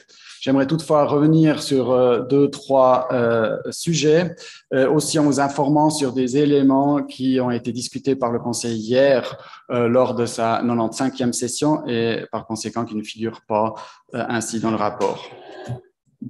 Pendant ce biennium, le Conseil s'est particulièrement occupé du renforcement de la communication, de la diffusion et aussi de l'accessibilité des ressources et des services de l'ICCROM pour les États membres, mais aussi pour tous les professionnels partout dans le monde. Et il est clair que des effets de la pandémie et que les nécessités particulières de la pandémie ont accéléré cette discussion. Il était tout aussi évident que la numérisation du travail ainsi que de l'ensemble de l'offre de l'ICCROM est un élément clé et sera davantage important aussi dans le futur, comme l'est aussi l'utilisation d'outils informatiques ADK et sûr. Et pour cette raison, le Conseil a demandé au secrétariat d'élaborer et de commencer à mettre en œuvre une stratégie sur la communication et aussi une stratégie sur la technologie informatique et de la communication ITC. L'ICCROM a très certainement fait un très grand progrès lors de ce biennium dans sa transformation numérique, mais à l'avis du Conseil, ICCROM et l'organisation doivent continuer à faire des efforts dans ce sens-là, et c'est aussi pour cela que le Conseil demandera à l'Assemblée générale d'adopter la variante du budget Zero Nominal Growth plus 5%, et on reviendra à ce sujet demain. En lien avec la numérisation dans le sens large, le Conseil a discuté hier aussi un sujet que j'aimerais vous proposer aujourd'hui pour prendre une décision par rapport à l'organisation de la 33e Assemblée générale, donc la prochaine Assemblée générale qu'on aura en 2023. Cette année, nous avons introduit la soumission électronique des candidatures pour le Conseil, ainsi que des vérifications de pouvoir, aussi en établissant des comités de vérification de ces documents en amont de l'Assemblée générale. Et le Conseil propose de maintenir cette procédure à l'avenir, donc de ne pas revenir au format d'origine sur papier qui doivent être rendus à l'ICCROM par les délégations, les ambassades ICCROM, mais en faisant cela, il faut que le règlement intérieur de l'Assemblée générale soit révisé, et cette révision, nous la proposons de soumettre à l'Assemblée générale en 2023 pour les années à venir. Pour assurer toutefois que la même organisation des candidatures et des formulaires de participation à l'Assemblée générale pourra être effectif pour l'Assemblée générale 33, donc en 2023 déjà. L'Assemblée générale doit aujourd'hui suspendre la règle 19.2, comme nous l'avions fait lors de notre Assemblée générale extraordinaire en juin de cette année, et c'est cette décision que le Conseil propose à prendre à l'Assemblée générale à ce stade. À part la numérisation, le Conseil a aussi discuté en général l'importance du multilinguisme pour l'organisation, notamment par rapport à l'utilisation de l'espagnol, et que j'aimerais porter à votre connaissance ici. Nous avions aussi demandé au secrétariat d'élaborer une étude sur l'éventuel ajout d'une langue officielle ou d'une langue de travail ou de l'utilisation d'une langue supplémentaire, notamment en ce qui concerne l'espagnol. Le Conseil souligne l'importance d'une offre de l'ICCROM qui est présentée en plusieurs langues pour atteindre les professionnels partout dans le monde aussi de manière plus facile. Et déjà aujourd'hui, l'ICCROM entreprend de grands efforts en ayant un site web multilingue, en proposant des publications qui sont multilingues, ciblées sur les régions du monde, en organisant des webinaires dans différentes langues et aussi en offrant des cours dans différentes langues. Et le Conseil ne recommande donc pas d'introduire une nouvelle langue officielle ou une nouvelle langue de travail, mais a demandé au secrétariat, en vue aussi de nombreux pays hispanophones, de continuer à renforcer l'offre en espagnol, tout en essayant de trouver des fonds extra-budgétaires nécessaires pour ce faire. Et le Conseil a aussi demandé un rapport d'avancement sur cet engagement pour sa prochaine session en 2023. Ce sera la session 97 du Conseil. Et j'aimerais profiter de l'occasion aussi donc, pour lancer un appel à tous les pays, et notamment aux pays hispanophones, de penser aux contributions volontaires pour pouvoir élargir l'offre en espagnol de l'ICCROM. Merci, Madame la Présidente. Merci, Monsieur le Président du Conseil. Donc, je vois dans le chat qu'il y a that there are concerns about understanding. So, let me begin by going back and pointing out that the documents that are being discussed are available on the ICCROM website in the General Assembly area, and on the ordre du jour on the agenda, the relevant documents are identified against each item on the right-hand side of the page.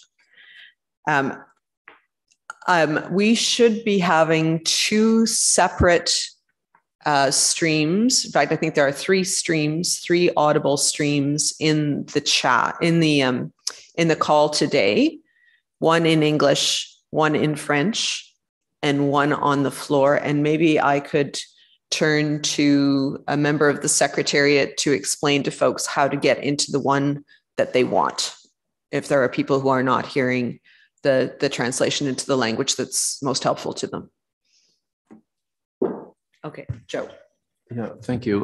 Well, if you look on your screen, at the bottom of your screen, where you can go to the chat box or to raise your hand, there's also there's also a place to click for interpretation. And in the interpretation, it can either be off, in which case you would be hearing the sound as it exists in the room, or you could be doing English for an English translation when necessary, or French when there's a French translation if necessary. What I'm trying to understand, however, from the chat is whether there's a problem with the English translation or not. And that's the question actually that I have, whether people realize that you can go to the English translation and get the English translation, because I noticed a couple of people in the chat saying that there was a problem with the English. So actually one request that I saw was to ask the president of the council to not maybe repeat the entire intervention, but if there were a couple of key points to maybe repeat it again in English, because I think some people didn't hear it in that. And I don't know whether that's because they weren't actually on the English translation at that time or not, but it might be worth going ahead and doing that since it's a key issue related to the suspension for the committees. I see that the delegate from Ireland has asked to speak, so perhaps can provide some clarity about what's being heard on the other end. Hi, thank you, Patricia. Yes, I think we know how to use the translation. It's just the sound is coming through very muffled. So even for somebody like myself, a native English speaker, I had difficulty in hearing the translation of what Oliver was saying, unfortunately. And I have been looking obviously at the documents that are available on the website as well, but it's just the audio coming through from the translator. And I even muted the background sound to see if that would help. And it did improve it slightly, but it is slightly, it's difficult to hear, unfortunately. Thank you very much for that. So the technical team here has gone off to see if we can resolve that problem. And perhaps while that's getting resolved, I could prevail upon the President of Council to repeat key points from his comments in English. Thank you. Thank you, Madam Chair. I will try to do that. So, and I'm sorry for the technical problems and that you could not get the translation adequately. What I was pointing out was that you have the report on the work and the organization of Council during the last biennium in document 32/13 on your web. And I wanted to highlight 2 or 3 elements and also to report back from Council decisions that took place yesterday during the 95th session of Council and that are not contained in the report that you have in the web. One of the elements is that Council, during the whole biennium, thoroughly discussed issues of communication and accessibility of the resources and the services of ICCROM to its member states, but also to all professionals worldwide, and how to improve the way of getting to the ones and the heritage practitioners that need the information and publications of ICCROM. And of course, the pandemic and its constraints have accelerated this discussion. And it is also clear that the digitization was key during all this discussion, and that the entire products of ICCROM, the services and the access to ICCROM's services must be more digitized in future. And they have been big progress made during this biennium, but I'd like to recall you also that ICCROM invented a series of new formats due to the pandemic and so on. But it is clear that the ongoing digital transformation, the implementation of new processes, and the use of technological tools that are adequate and that are also cyber secure are key issues. And that's why that the ICCROM Council recommends also to the General Assembly to adopt the zero nominal growth plus 5% budget option. And we will come back to that tomorrow when we will discuss the program activities and budget for the next biennium. Now, a more administrative issue also linked to the digitization was that this year we decided by an extraordinary General Assembly that was organized in June to waive rule number 19.2 of the rules of procedure of the General Assembly to enable us to organize the now current General Assembly online. And linked to that is that the forms for the candidatures for council, as well as the credentials, could be handed in a digital format and not in a original format in paper, as it has been done before. And this actually had also been in previous years, without COVID and without pandemic, always a request to do that digitally. So we organized that this year. And the council proposes to stick on that, and for all future times use electronic ways and electronic formats to hand in the candidatures of council and the credentials. And for doing so, for next General Assembly, we would need a decision of this General Assembly waiving again, as we did at their extraordinary session in June this year, rule number 19.2 for the 33rd General Assembly in 2023. And we would also request the Secretariat to prepare a revision of the rules of procedure for General Assembly to be adopted in 2023, for then in future time being able to stabilize on a formal way the possibility of the electronic submission of these forms. Besides this question of digitization, the Council also discussed multilingualism and the importance of multilingualism, particularly referring to Spanish. And during its discussion on Council's last session, Council emphasized on the importance of services and products and publications of ICCROM that may reach a lot of people in different languages. And ICCROM already does provide translations for its website, for the publications, for webinars, and for the courses that are going beyond the French and English languages, but also sometimes in Spanish, in Arabic, in other languages, Portuguese, and so on. And there was a study requested from Council to the Secretariat to explain what it would mean if ICCROM would add additional official language or additional working languages. And this, of course, has heavy consequences from cost perspective, and also would need a change of the statutes. And that's why the council yesterday decided that a new official language or a new working language might not be the way, but we were requesting the Secretariat to continue its efforts to strengthen, namely the Spanish offer, also finding the extra budgetary funds to do so. And we also were requesting a report of the Secretariat to be dealt with in the next council session C97 in 2023 to note the progress made with regard to the use of Spanish, and also to then further discuss eventual further steps. At the end, I was seizing the opportunity to call upon you, member state representative, to consider voluntary contributions for more Spanish at ICCROM, and this namely, of course, addressing also to the Spanish-speaking countries. Thank you very much, and I hope that this free translation was sufficient. Thank you very much.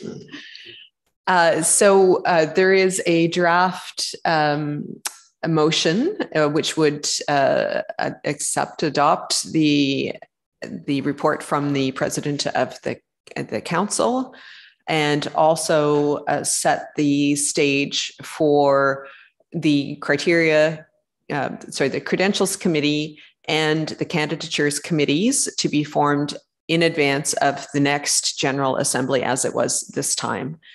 So I'm just going to read that. So the General Assembly approves the report of the ICCROM Council and suspends Rule 19.2 of its Rules of Procedure for the 33rd session of the ICCROM General Assembly, and requests the ICCROM Council to form the Credentials Committee and the Committee on Candidatures for the Council, composed of member states that may show an interest in participating on these committees, and filling the remaining places with members of the ICCROM Council who will not be running for re-election to the Council in the case of the Committee on Candidatures.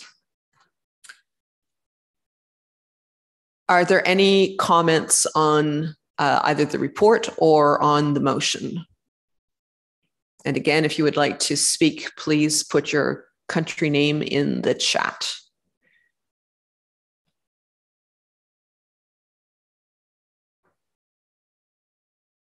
I don't see anyone wishing to speak. Oh, La France, vous avez la main levée. Est-ce que vous voulez faire... Non, chère madame, il s'agissait simplement de mon vote favorable avant. Donc, j'ai levé la main trop tôt. Okay. Voilà ce que je voulais dire. Et j'en profite pour saluer les deux vice-présidentes également que je connais fort bien, la déléguée du Costa Rica et Jeanne Zaki. Voilà, toutes mes amitiés. Merci beaucoup. Je referme la parenthèse, pardon. Merci beaucoup. Okay, so apparently the General Assembly is anxious to vote. So I would now call upon all the members who are in favor of the motion that's on the screen to adopt the report and to set us up to do the two committees in advance of the next General Assembly. Please raise your hand now.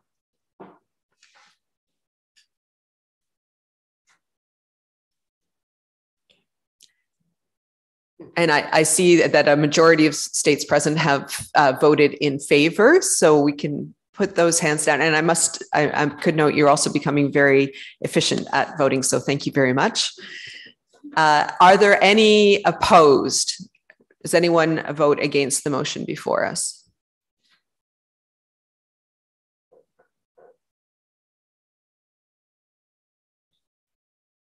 Okay, and that number seems to have stabilized.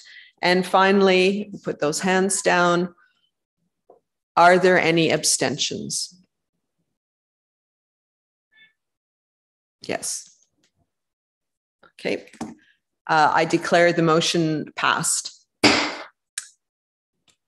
So now we move to the second half of this item, and I would like to call upon the Director General to provide his report. Thank you, Madam President. The report of implementation will be done in two parts, and my colleague Valerie will help me to give the report. I want to start by saying we are all aware of the issues which befell the biennium, but it was also a biennium where ICCROM was very busy. In February in 2020, ICCROM embarked on the restructuring of its staff in line with our strategic directions to strengthen the organization. We realigned ourselves into 4 distinct units. The first unit being the program unit. Some of you who know ICCROM, you know that we used to have the site unit and the collections unit.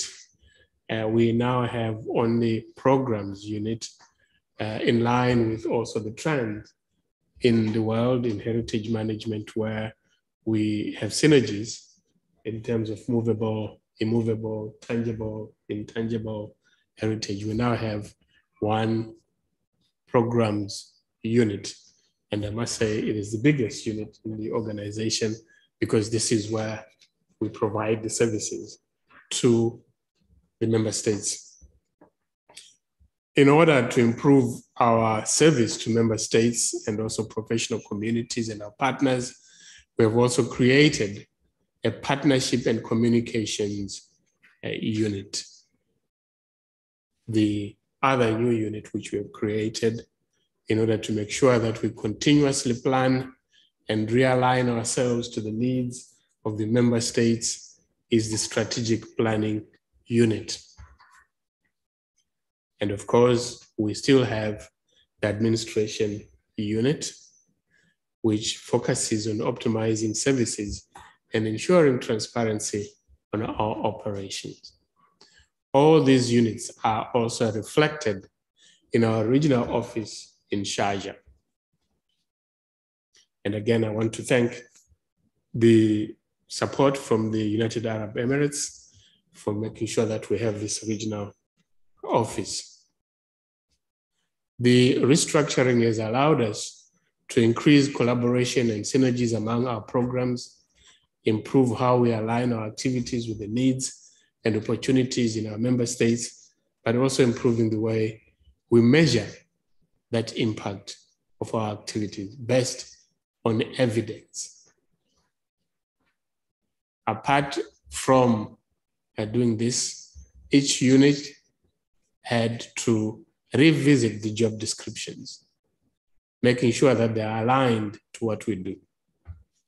We have also created performance key indicators for each unit and also for each individual. And these performance indicators will be used to evaluate how we are doing as a unit, as an organization, as well as at the individual level. Can we go on to the next one? Apart from these changes, which we are implementing currently, and we will do a review in February next year after 2 years to see whether everything is working properly or not, and whether we can tweak what we are doing. We have also embarked on looking at or updating our policies and guidelines. We have revisited our staff rules and regulations to make sure that they are in line with other international organizations and making sure that we have modern policies which not just look after our staff, but make sure that we are also answering to the needs of our member states. We've developed policies on discrimination and harassment, policies on whistleblowing and anti-retaliation policies.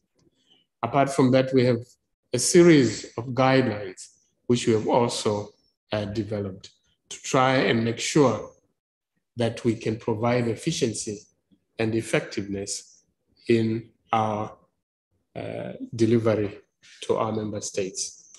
Apart from the manuals or the staff rules and regulations, we also have an accompanying manual. We have looked at our administrative manuals as well to make sure that we are in line with what all the other international organizations are doing. We are working on our procurement guidelines. Again, all this guided by what is happening in our current world. As I indicated, we shall be carrying out a review of all the work we have done at the end of February to make sure that we are in line with what our objectives are. Given the fact that we just have a short duration for this General Assembly, we are not going to go over all the program activities in detail, but I just want to remind you that each program has provided a video which you can watch at your own leisure and see the activities which we are doing. In order to go into some detail about these programs, I ask my colleague Valerie to continue the presentation. Merci, Monsieur le Directeur Général, et bonjour à tous. Comme l'a dit le Directeur Général, compte tenu du temps limité dont nous disposons aujourd'hui, nous ne présenterons pas en détail les résultats de tous nos programmes et activités, mais vous trouverez des informations sur la majorité de nos programmes dans les 12 présentations interactives qui ont été postées avec les documents de l'Assemblée générale et que nous espérons que vous aurez pu consulter. Bien que certaines activités aient dû être reportées à cause de la situation sanitaire, vous verrez que la plupart des activités prévues dans le programme d'activité de budget ont été réalisées et que nous avons également pu créer de nouvelles activités pendant cette période biennale. Nous voudrions souligner que compte tenu de la pandémie en cours, nous avons dû modifier le format de la plupart de nos activités. Ce faisant, il y a eu un processus d'apprentissage pour nous ainsi que pour nos partenaires. Et transformer un cours en présentiel en un mode en ligne représente un certain nombre d'avantages, notamment la réduction des frais de déplacement et la possibilité d'impliquer plus de professionnels et d'atteindre ceux qui se trouvent dans des zones isolées, à condition de disposer d'une bonne connexion Internet. Valerie? I'm sorry to interrupt you. Apparently there are issues again with the English translation. So if we could just hold for one moment while we get that sorted. Okay. Okay. Okay. Okay. All right. So it should be all right now to proceed. Okay. Thank you. Je disais donc que pour transformer notre travail et pouvoir développer les activités en ligne, nous avons dû transformer essentiellement la plupart de nos activités.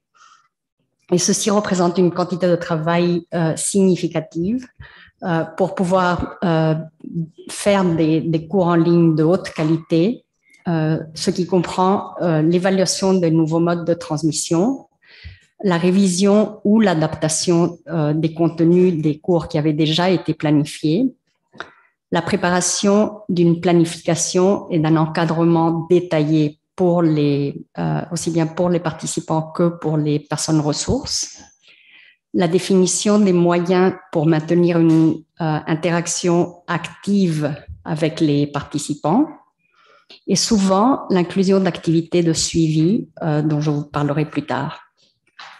Ceci signifie que, contrairement à ce que nous pourrions croire, il y a eu peu ou pas d'économie dans le coût total de l'organisation de ces activités pendant ce biennium. Vous voyez maintenant sur l'écran quelques-uns des cours que nous avons dispensés sous ce format en 2020 et 2021. Le premier est le programme de maîtrise en gestion de la conservation avec l'Université de Sharjah. Un autre est le cours de Far College, une collaboration pour la gestion des risques de catastrophe. le cours de gestion du patrimoine culturel pour renforcer la résilience des zones d'habitation traditionnelles au sein du programme de leadership du patrimoine mondial, ainsi que le cours sur les personnes, la nature et la culture, le forum des gestionnaires des sites du patrimoine mondial, les cours sur les dossiers de nomination au patrimoine mondial organisés avec le Fonds africain du patrimoine mondial et sur la présentation des collections des musées avec l'École du patrimoine africain, tous les deux au sein de notre programme pour l'Afrique. Nous avons également fait le suivi des activités des participants du cours The First Aid for Cultural Heritage, FAC 2019, dont vous pouvez lire les résultats dans la publication. If you can do another click on the presentation. Cette publication que vous voyez maintenant sur l'écran, qui s'appelle A Story of Change, que nous avons pu publier grâce au soutien de la Swedish Postcode Foundation. Et nous avons également développé les Heritage Place Labs, if you can do another click on the presentation, visant à mettre en relation les personnes et les sites du patrimoine par le biais de l'apprentissage entre pairs, en faisant progresser les approches centrées sur les personnes et sur les sites. Avec nos partenaires, d'autres cours qui ont également été développés en ligne sont le cours international sur la technologie de la conservation du bois, organisé avec le Riksantikvaren, la direction du patrimoine culturel, et l'Université norvégienne des sciences et de la technologie. Le cours sur la gestion des risques des catastrophes avec l'Université Ritsumeikan, et le cours sur la conservation, les cours sur la conservation archéologique avec ICCROM, tous les deux au Japon. D'autres cours ont été transformés en ateliers ou en webinaires pour analyser l'impact des cours avec nos anciens participants.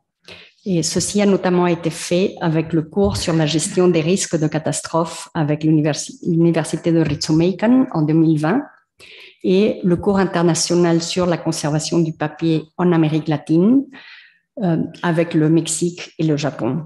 Ces activités ont permis de partager les leçons apprises avec les anciens cours, de discuter les projets en cours développés par les anciens participants, de renforcer les réseaux de professionnels, car c'était la première fois où nous pouvions réunir les participants de différentes années de ces cours, et finalement d'évaluer l'impact de nos activités.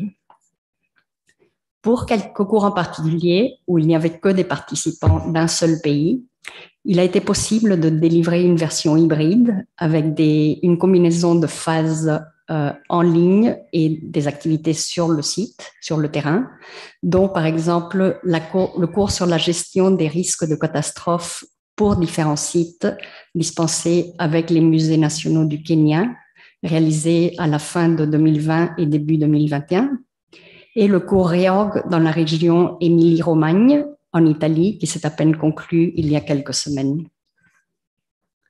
Au cours de cet exercice biennal, nous avons également introduit de nouvelles activités en ligne, notamment la série de conférences de l'ICCROM, qui sont réalisées en anglais, français, arabe, espagnol et portugais.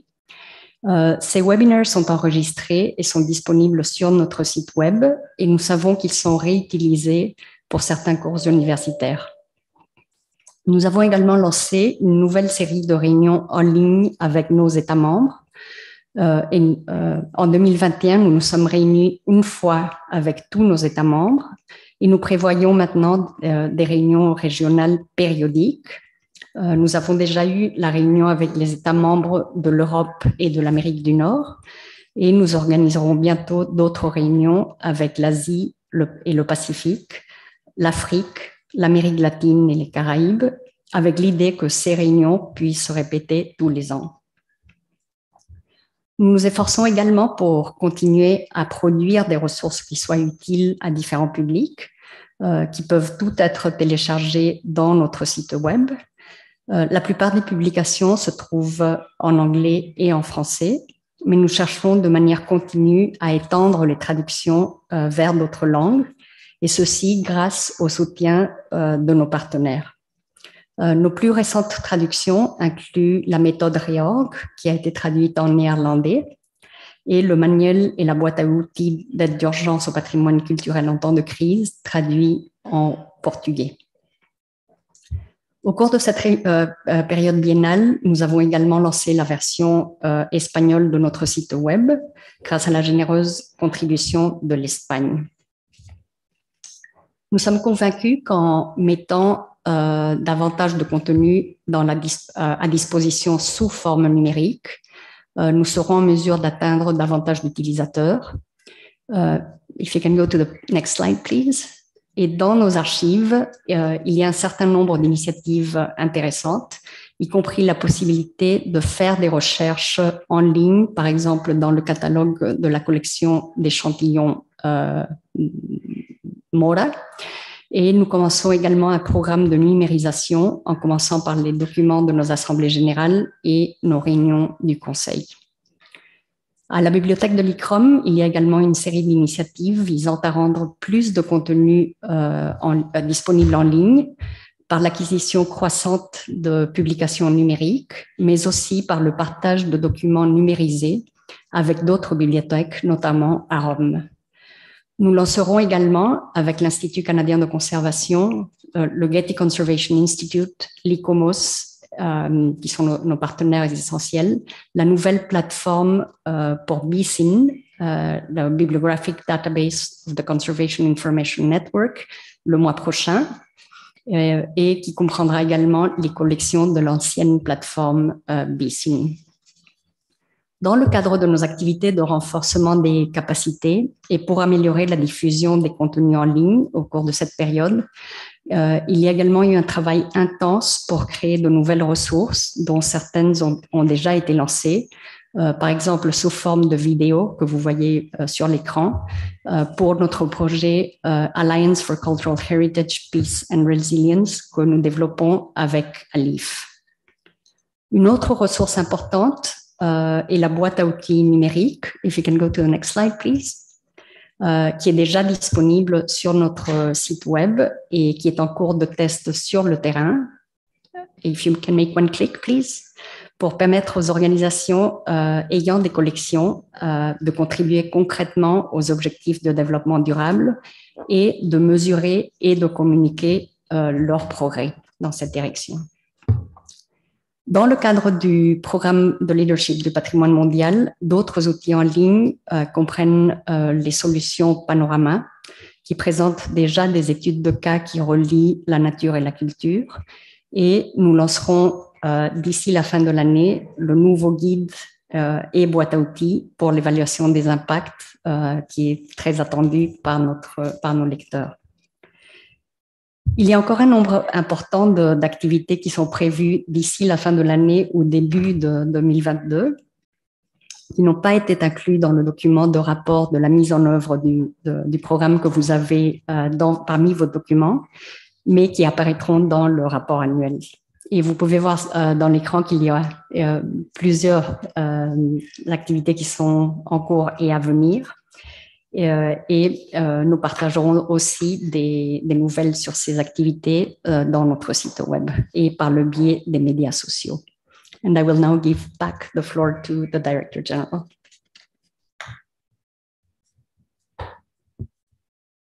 Thank you. As always, our work can only be possible with your support as member states and with other partners. And we are very grateful for your voluntary contribution to some of these activities. The costs at times are covered by partners as well, who support the activities or through in-kind contributions, particularly to our flagship programs, prospective activities, training partnerships, and also by sharing knowledge and information and helping in the dissemination and even the translations of our resources. We are very grateful also to the interns and fellows who come to ICCROM and also participate in the activities which we do together.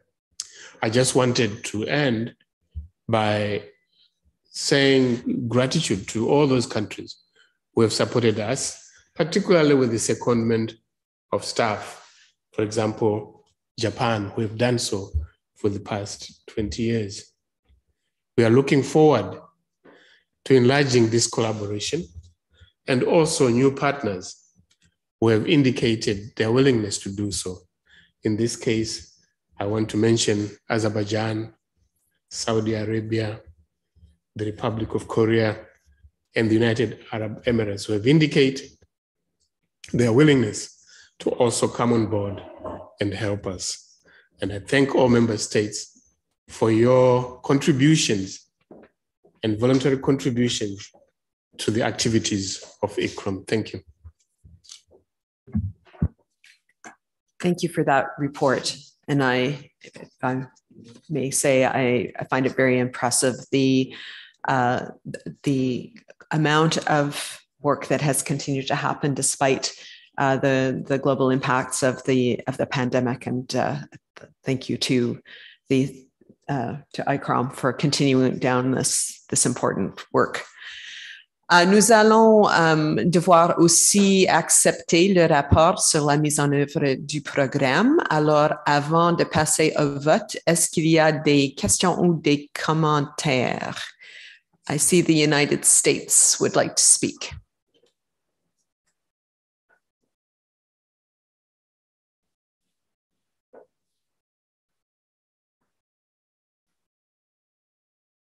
United States, we can't hear you. Oh, I apologize. Thank you. I did, if I may, there was a comment in the chat, a question from Iraq regarding what the vote on arrears meant. As we understood it, it meant membership benefits in terms of voting and nominating candidates, and doesn't impact programs and other things happening in Iraq. But I just wanted to make sure that question would be answered. And then with respect to the reports, I wanted to thank the Secretariat and the Council for preparing these substantive reports, and also to the program team for the presentations that were posted online.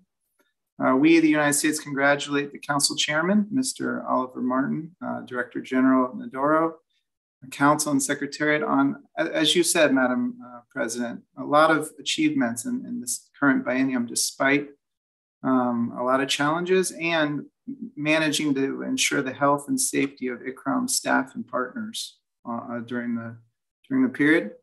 I would just like to say that reading the DG's report in particular reminds us of ICCROM's unique strengths.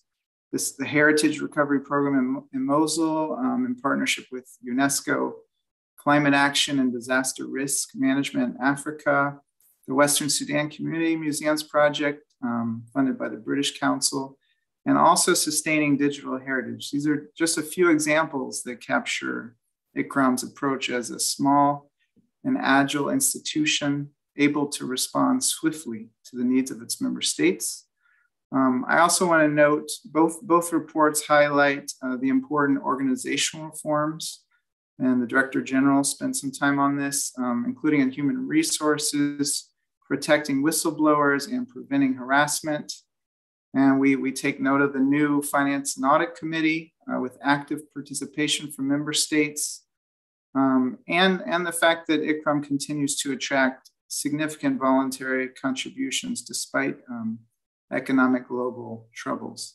And so just to conclude, as we head into a new program and budget cycle, the US would like to encourage our fellow member states to be proactive in communicating your cultural heritage needs and priorities directly to Council and the Secretariat. We believe that ICCROM has consistently delivered results for 65 years now, and oftentimes driving change as the field of cultural heritage preservation evolves. And so we should approach ICCROM with confidence and ambition, because as ICCROM itself says, culture cannot wait. Thank you. Thank you. I would like to suggest that we deal with the question of the arrears as a point of order at the end of this item. So we'll complete the discussion about the program of work and come back to that question separately, if that's acceptable. I see that the United Arab Emirates would like to speak. Thank you, Madam President, for giving us the floor. We wish to thank ICCROM for the information contained in these reports, and congratulations to the organization for the achievements of this biennium, despite the challenge posed by the pandemic. In particular, we commend the progress made strengthening the organization to ensure accountability, transparency, and efficiency. Looking to the Arab region, we wish to from the successfully initiating 3 rounds of intakes for the master programs in the conservation management of the cultural heritage in partnership with the University of Sharjah, and for launching Medina Initiative, which will be enhancing the protection of historic city and urban heritage maintenance in the Arab region. We also wish to congratulate ICCROM for the valuable contribution to the UNESCO, UAE, and European Union for projects in Al-Mosul, which will enable the training of Mosuli professionals and craft people. We also wish to highlight the Arab Cultural Heritage Award for the Young, which aims to use the art as a mean to raise awareness among the young people about cultural heritage preservation. Thank you very much. Thank you. China. Thank you, Ms. President. First, I would like to thank Mr. Oliver Martin, Dr. Ndoro. I would like to thank the Council and the Secretariat for the reports. We have taken note of the significant progress made by ICCROM, especially with regard to strengthening its connections with its member states. In particular, the regional information meetings, country profiles, the news published at its official website on what is happening in member states, and the space of classifieds. So far, we have noticed 3 links to news happening in China, and we are very happy to see that. And as Ms. Valerie just introduced, we are going, NCHA, the National Cultural Heritage Administration of China, is going to co-organize a training course with ICCROM in January 2022. So this training should have happened earlier this year, but due to the pandemic, we did not manage to hold it on time. And besides this, the biennium was also marked by the World Heritage Sites Managers Forum, which we co-organized in partnership with ICCROM within the framework of the 44th session of the World Heritage Committee in Fuzhou, China. We have also the honor to have sponsored 5 selected participants in the Southeast Asia Disaster Risk Management course with our Chinese government scholarship. And last but not least, I have the honor to let you know that while ICCROM is celebrating its 32nd General Assembly, our institution is also organizing a very important event happening both online and embedding offline. It is called the Asian Dialogue for Cultural Heritage Conservation. And I'd like to express our special thanks to the Director General, Dr. Ndoro, for having delivered video remarks, and to thank all the staff who have made efforts for this realization. On behalf of NCHA, I invite ICCROM member states to give attention to this event, as well as the Asian Initiative for Cultural Heritage Conservation proposed by China. We warmly welcome all ICCROM member states to join this initiative, especially member states from Asia. Thank you. Thank you. Next on my speakers list is Iraq. I'd just like to remind everyone that at this point we are debating the motion about accepting the report on activities in the last biennium. So Iraq, would you like to comment on that?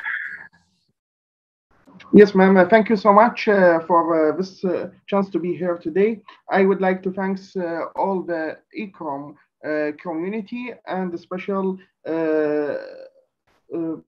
community in Emirates, United States of America, France, Germany, Italian, to help Iraq to preserve and save human culture in Iraq after the war with terrorists, especially in Nineveh.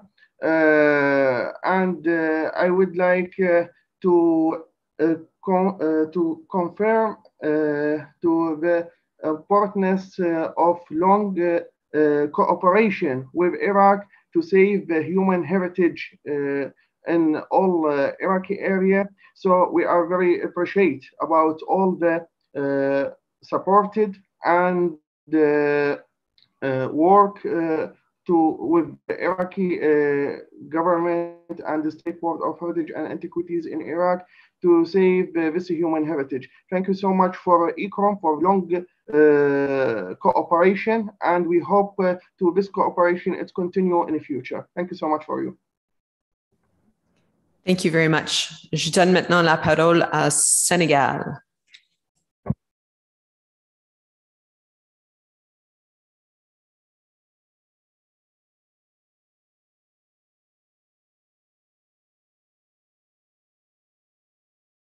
Sénégal, on ne vous entend pas.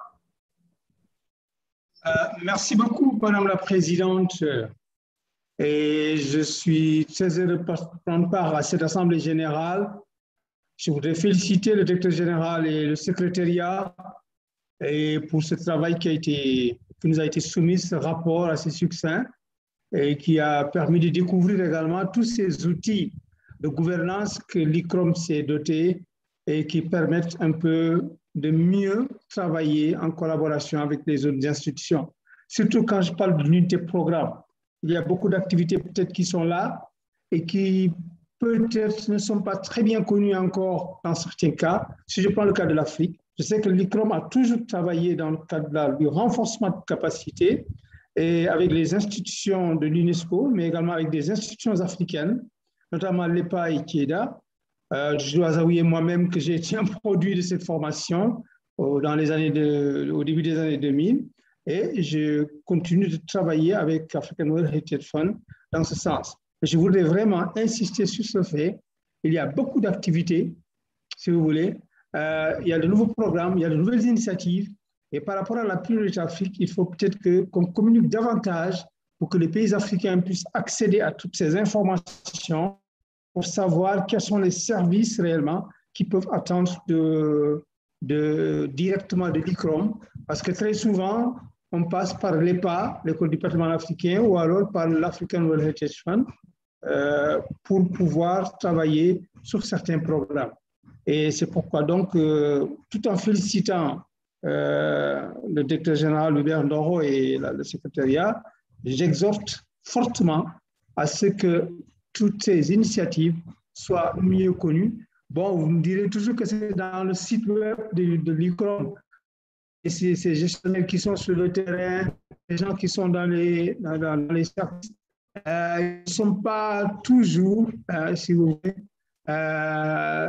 l'attitude d'aller dans le site, de découvrir toutes ces informations.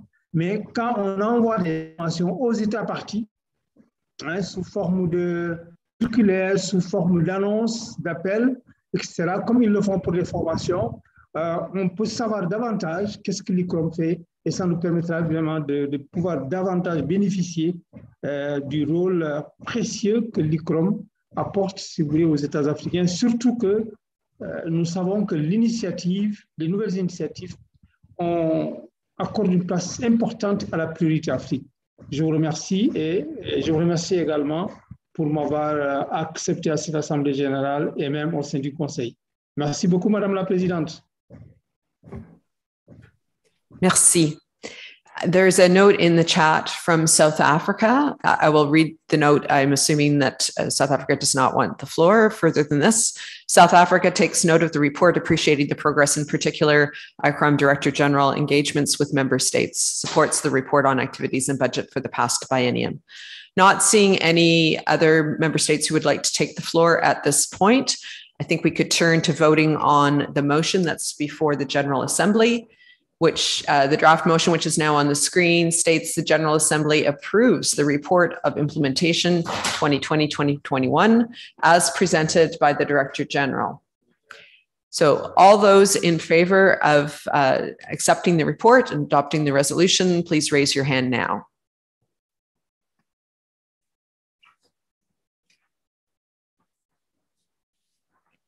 Okay, we have reached well over the majority of the states.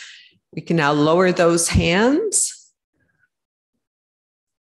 And sorry, yeah, all those opposed.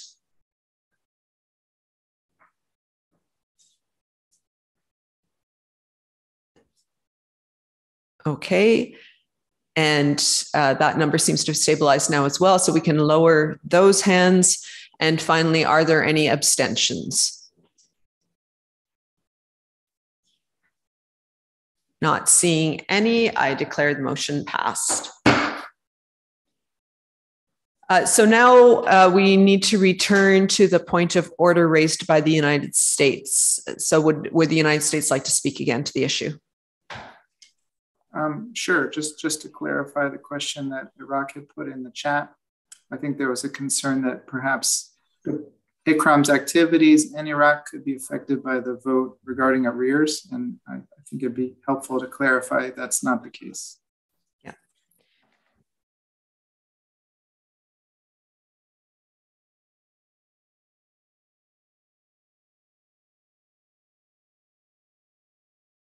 Okay. Thank you. Okay, so there are three levels of sanctions according to our statutes. The first level for states that have the equivalent of 2 years of membership fees outstanding. And the sanction there is not to be able to vote at the General Assembly. The second level is for states who for 4 consecutive years have not paid their dues. And those states both are not allowed to vote in the General Assembly and also do not receive services from ICCROM. And then the third level, and there's nobody in that category this year, is for states who have not paid their fees for 6 consecutive years who are suspended. And so the question is about Iraq. And Iraq is in the category of states that have that are the 2 year, the calendar, so the equivalent to this calendar year and the immediately preceding calendar year. So that means that they would be unable to vote based on the motion that we adopted earlier in the meeting. They would be unable to vote, but they would still receive services from ICCROM. Thank you so much. I'm sorry to divert the proceedings. Thank you. Thank you. Okay, the next item on our agenda, which is agenda item number 9, is the relation with the host country. And at this point, I'd like to ask the Director General to give his report on this subject.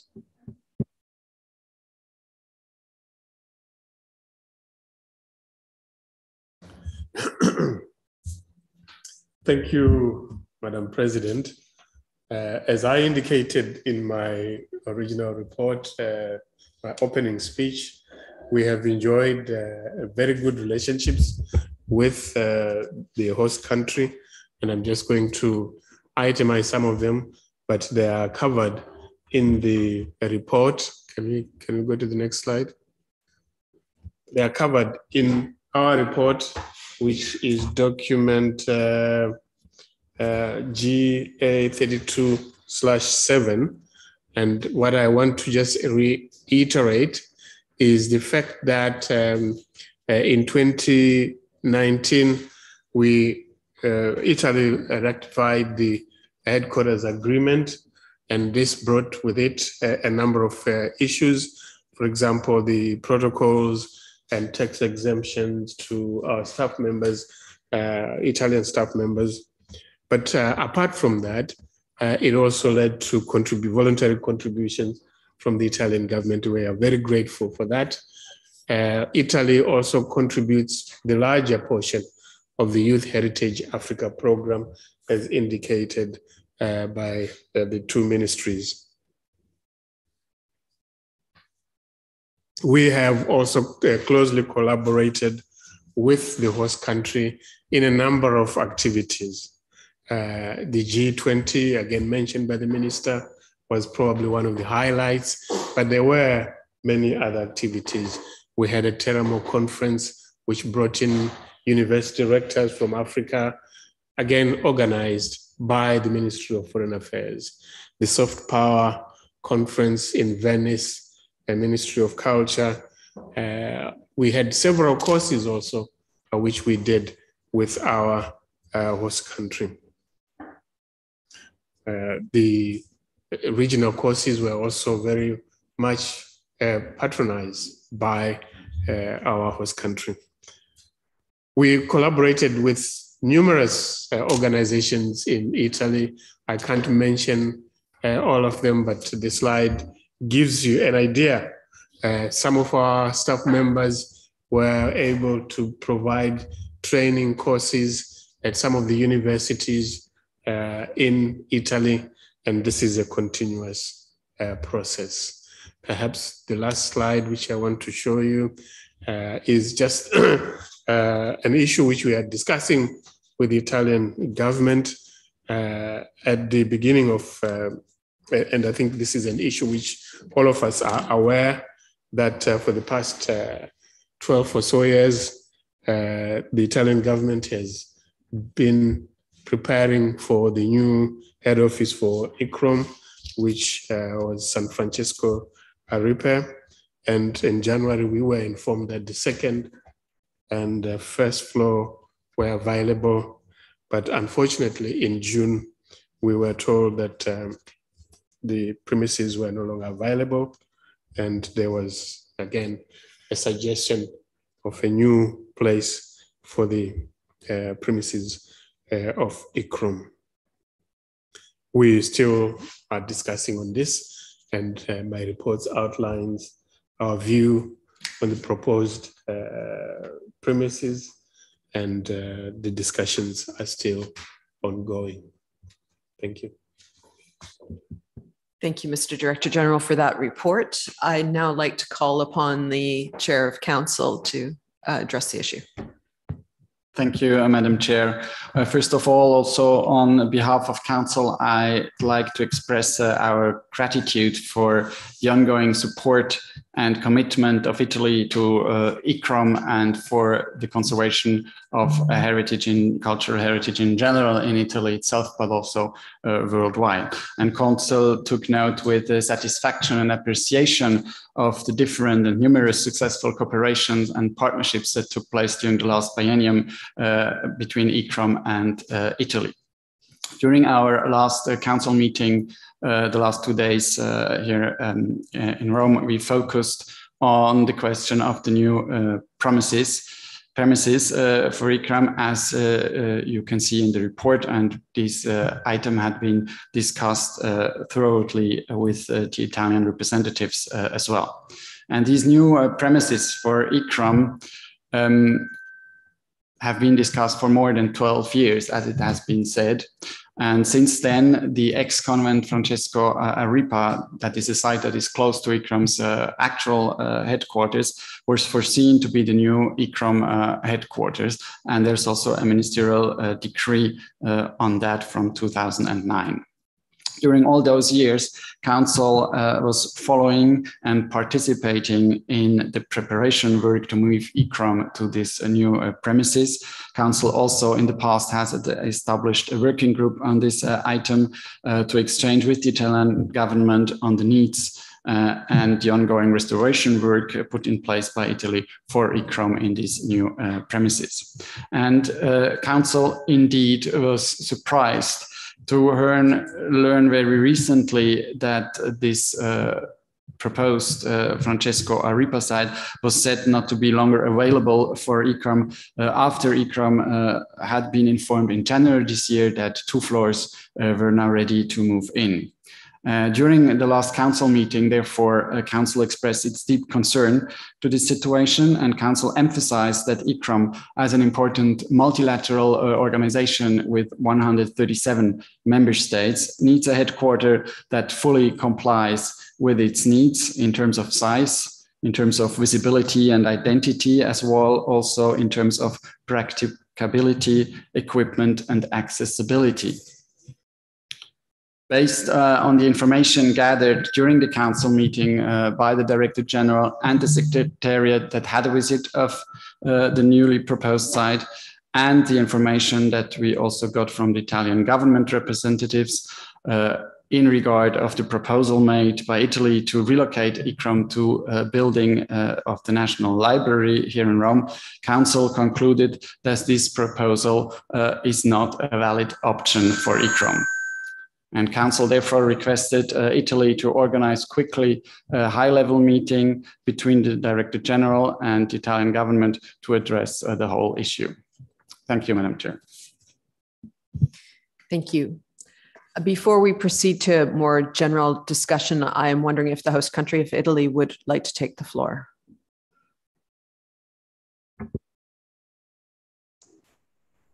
Yes, Madam Chair, thank you very much.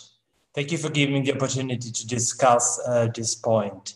And I, of course, as a host country, I welcome all distinguished delegates.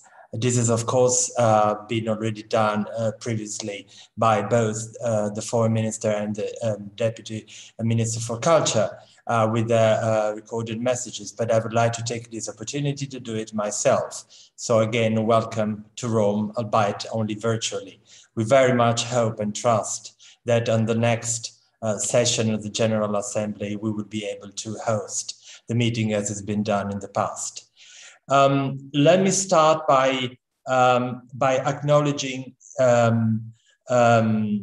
your thanks and appreciation for what indeed we have been doing in the past 2 years in supporting the ICCROM's outstanding activities. We treasure ICCROM's activities. We treasure the mere existence and operational points of ICCROM having headquarters in Italy, because ICCROM core activities are exactly identifying what Italy has been long recognized worldwide in terms of experience, of know-how, and in terms of ability to actively protect the national and world heritage. So this is something that Italy identifies itself with and for many decades has been very active in doing. We, of course, there's also margin for increasing and improvement. And we are actually these very days considering best ways to stepping up the bilateral relations between Italy and ICCROM. As we already mentioned to Director General during recent conversations and meetings, we would very much like to consider regular meetings to discuss matter of common interest, and also a possible agreement, a text which might include all areas of common interest, and setting up a system to more factual and practical cooperation in daily activities, brilliantly, I have to say, carried out by ICCROM on Italian soil, and of course in the mission and activities abroad. Having said that, this is what we would like to do to move on more practical terms. The issue of the headquarters is indeed crucial, but we would also like to address other issues which I mentioned are more related to the substance of the cooperation, very core business of ICCROM. We took duly note of the outcome of the discussion in the council, to which I participated, and I've been carefully listening to each and every distinguished delegate's interventions during the council itself. Also, in light of the conclusion of the council, I had already informed the political level of the desire of ICCROM to continue to explore possibilities and options for the headquarters of ICCROM.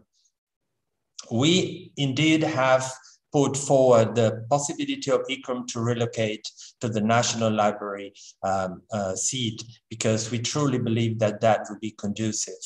And that would be a good solution. Because it is, after all, the siège, the seat and the headquarters of our National Library, and is a prestigious building in a very central area of Rome, walking distance to the main railway station, and I believe, we believe, even better connected, and also for future occasions where, as I said, very much trust that ICCROM meetings and General Assembly and Council will take place. We took note of the several remarks of ICCROM Director General and the Council on this proposed headquarter. We will definitely give it the utmost attention. At this point in time, this seemed to us the best option, and this is why, in good faith, we proposed to ICCROM. Having realized that it does not seem to meet the requirements of the esteemed organization, we will definitely look into it again and try to find out other possible options, which I need to underline at this very moment are not available. Rome is a congested city with a long tradition, historical and cultural tradition, and we all should be aware that housing problems in Rome are not the easiest thing to solve. And moving and relocating a prestigious organization as ICCROM is definitely not something that we can organize overnight. It is true that we've been in discussion for 12 years. It is also true that the building that we had identified is undergoing severe and important renovations, during which very important remainings of old Imperial Roman villas have been identified. And therefore, this, as I understand, made not practical the use, no longer practical as we had hoped for, the use of the premises for an international organization and continuous movement, incoming, outgoing people, and the library, as we had previously considered. Hence, the proposal to shift to the National Library. So this is just to give a little bit of a background to our proposal, and we very much look forward to collaborating with ICCROM in trying to find the better solution for a proper and dignified new headquarters for ICCROM itself in Italy. So I thank you very much, and back to you, Madam Chair. Thank you. I see that Norway would like to take the floor. Norway.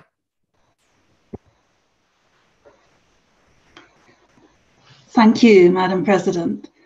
On behalf of 6 Nordic and Baltic countries, Finland, Sweden, Estonia, Latvia, Lithuania, and Norway, we would like to thank ICCROM for successfully organizing this General Assembly online and for continuing to deliver excellent results despite challenging times during the last biennium.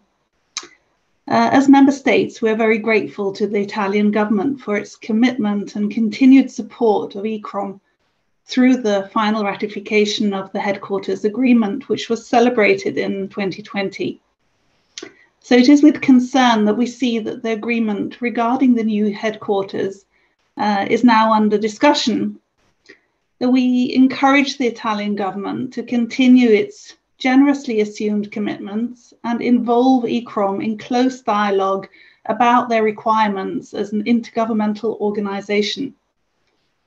We sincerely hope that this issue is resolved quickly so ICCROM can continue to meet its obligations to all member states in terms of engagement, learning, capacity building, and the protection of cultural heritage all over the world. Thank you. Thank you. Not seeing any other member states who are wishing, oh, I apologize. Netherlands. Yes. Thank you, Madam Chair. I would very much like to support the comment already made by the former representative and the other representatives mentioned by her regarding the relocation of ICCROM to the National Library in Rome.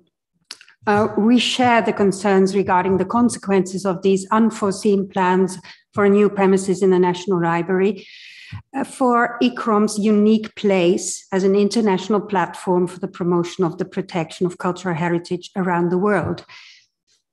And considering the lack of consultation until now between the Italian Ministry and ICCROM about this change of plan, and the lack of sufficient office space and dedicated meeting space, training rooms, research facilities, etc., and the insufficient accessibility for member states, we encourage the Italian government to seek collaboration with ICCROM on finding premises that do fulfill these requirements of the organization, also in view of its standing and identity.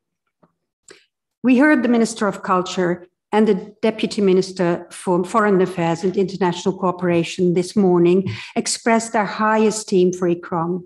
So we are confident that an appropriate, and that is another, solution will be found. Thank you. Thank you. I'd now like to call upon Germany.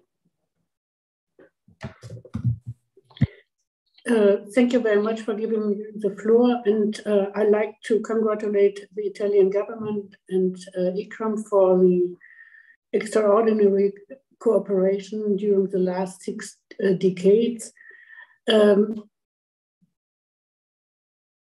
Okay, so for the last 6 decades, but I have to admit that I'm really concerned about the decision to move ICCROM to the National Library. As Oliver Martin just mentioned, we accompanied the development and the reuse of the convent Francesco di Ripa during the last decade. And I think, and we think it was a very wise decision to organize the move and the restoration of this premises for ICCROM. Therefore, we very, very much interested in keeping to keep this decision, and we would like to encourage all those who are involved in this process to make it possible that ICCROM finally moves to the premises at Francesco di Ripa. I think that would be perfect. It is a huge historic building, and that is a perfect building for ICCROM and for the purposes of ICCROM as one of the most important institutions all over the world for restoration based in Rome. Thank you very much. Thank you. Dans le chat, il y a une note du Sénégal. Sénégal, est-ce que vous voulez prendre la parole?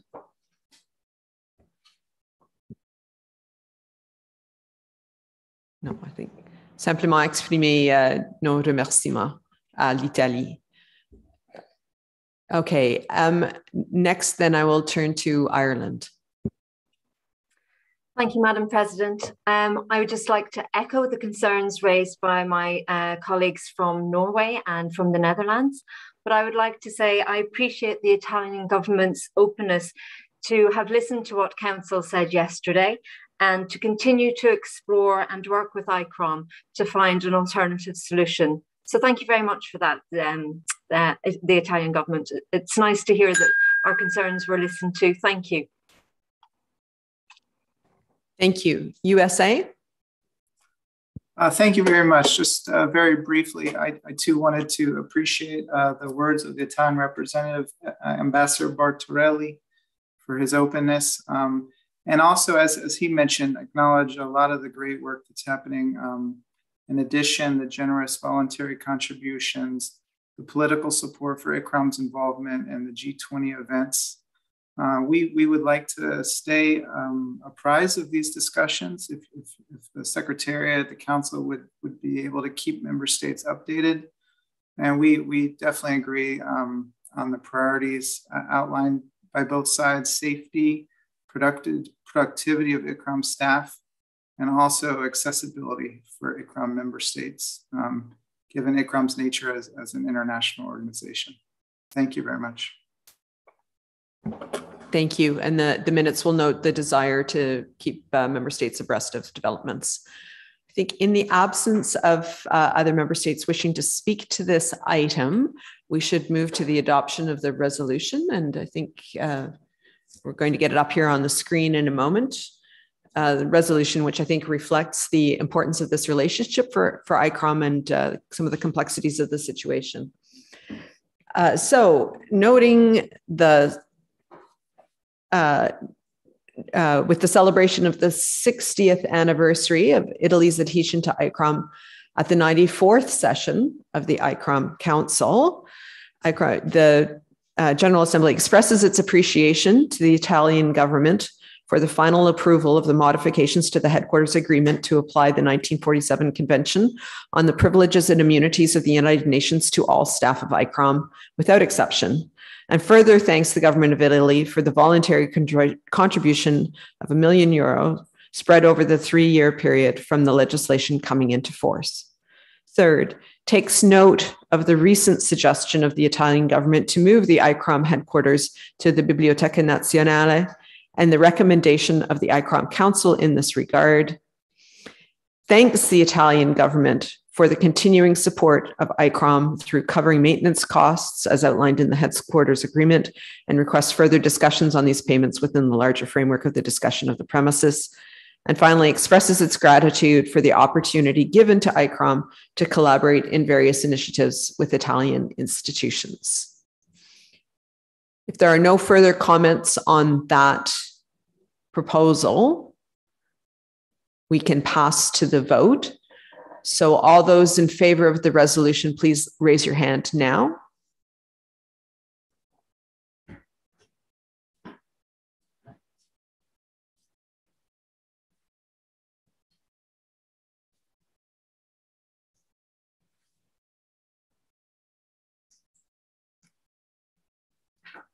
Okay, and I see more than the majority of the members present. So we can now put those hands down. Are there, oh, there we go. Are there any opposed?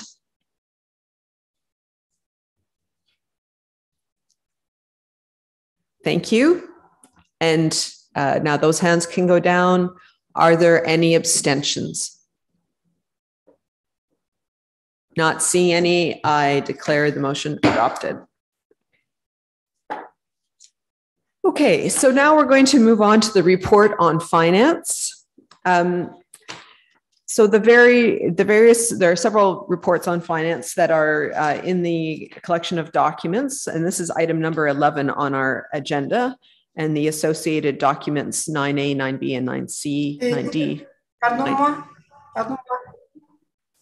Je ne sais pas s'il est possible, avant de passer au point suivant, d'intervenir. Je suis Alessandra Marino.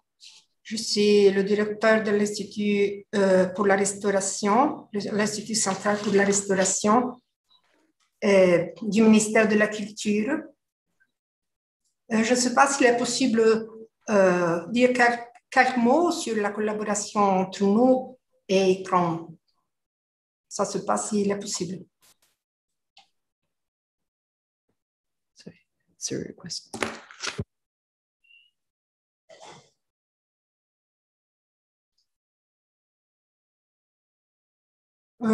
Est-ce que je peux intervenir? Oui, c'est sur la question des relations avec le pays hôte. Ou Oui. des questions financières? Oui. OK, oui, oui. Merci. Merci à vous, Excellences, autorités, Madame la Présidente, Monsieur le Directeur général de l'ICCROM, Monsieur Ndoro, et tous les participants à la réunion de l'Assemblée générale de l'ICCROM. Bonjour.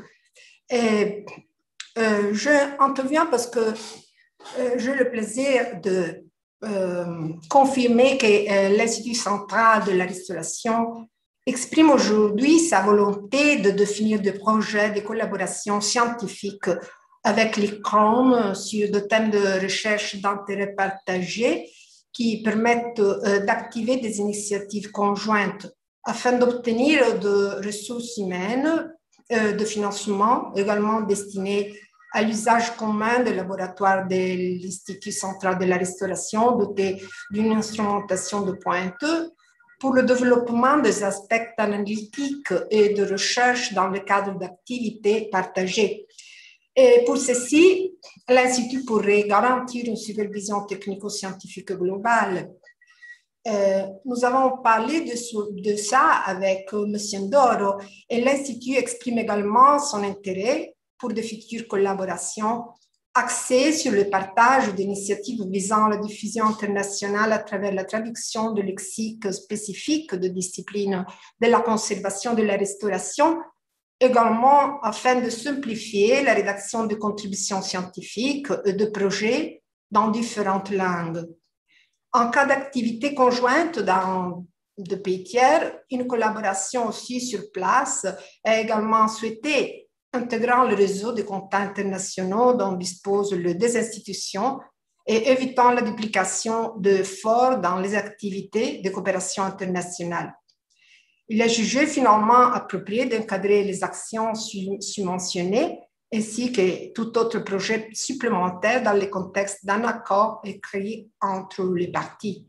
Mais ça, c'est vraiment l'intérêt de l'Institut, de trouver des points de travail commun avec ICCROM.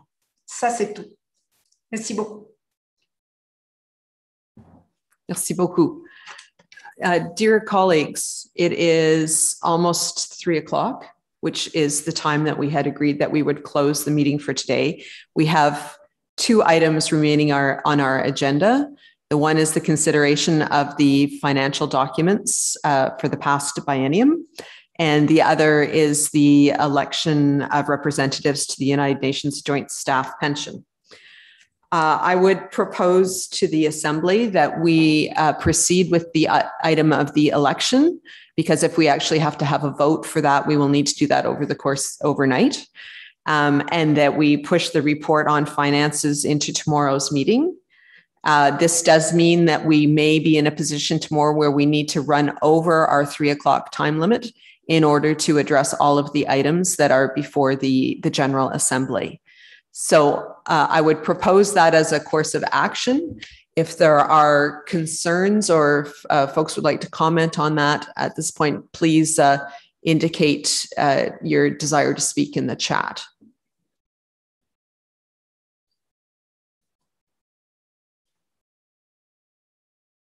Okay, not seeing, oh. Okay, merci, merci.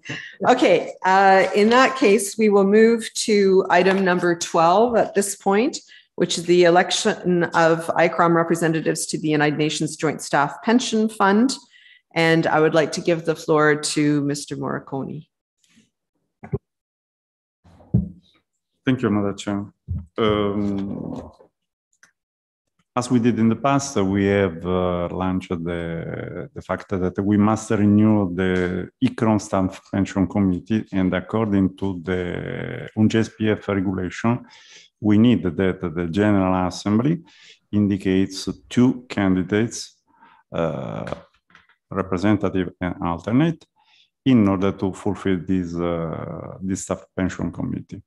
At the moment, we have just only 1 candidature from the South Africa Embassy in Rome, which is Mr. Lombard, who kindly accepted to serve for the next 3 years the mandate to represent the General Assembly designation for that staff pension committee. And we have no other candidates. We can proceed in both sense, in the sense that we can have a proposition from the General Assembly for other candidates that can be accepted, or we can go with just one member, the South Africa, Mr. Lombard, and to declare vacant the second, the alternate, I should say. Okay, thank you very much for that report.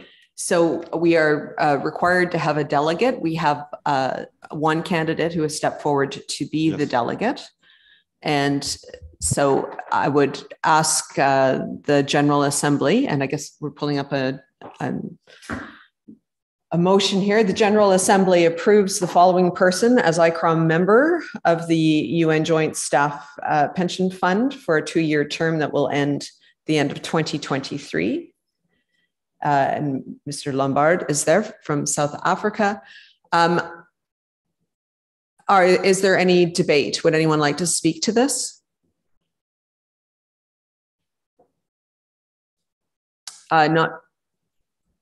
Not seeing anyone indicating in the chat that they would like to speak. We can move to a vote. Everyone in favor of the motion, please raise your hand now.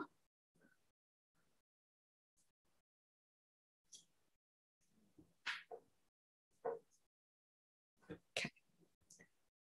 And we've passed the majority, so those hands can come down now. Maintenant, s'il y a du monde qui s'oppose à la proposition, levez vos mains maintenant, s'il vous plaît.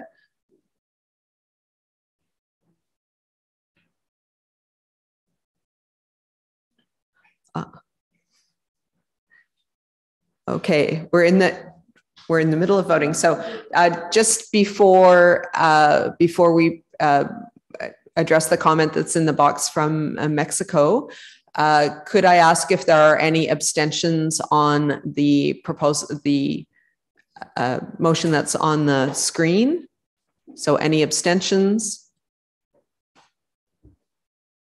I see none. So the motion passes. And now I see in the chat a comment from Mexico. Mexico, would you be interested in standing to be the alternate delegate for the pension fund? Could I ask you to take the floor?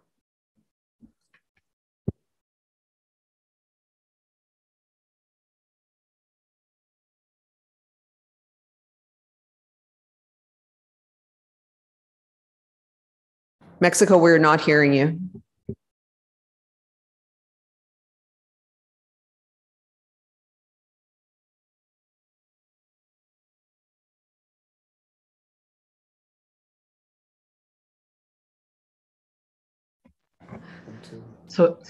Sorry.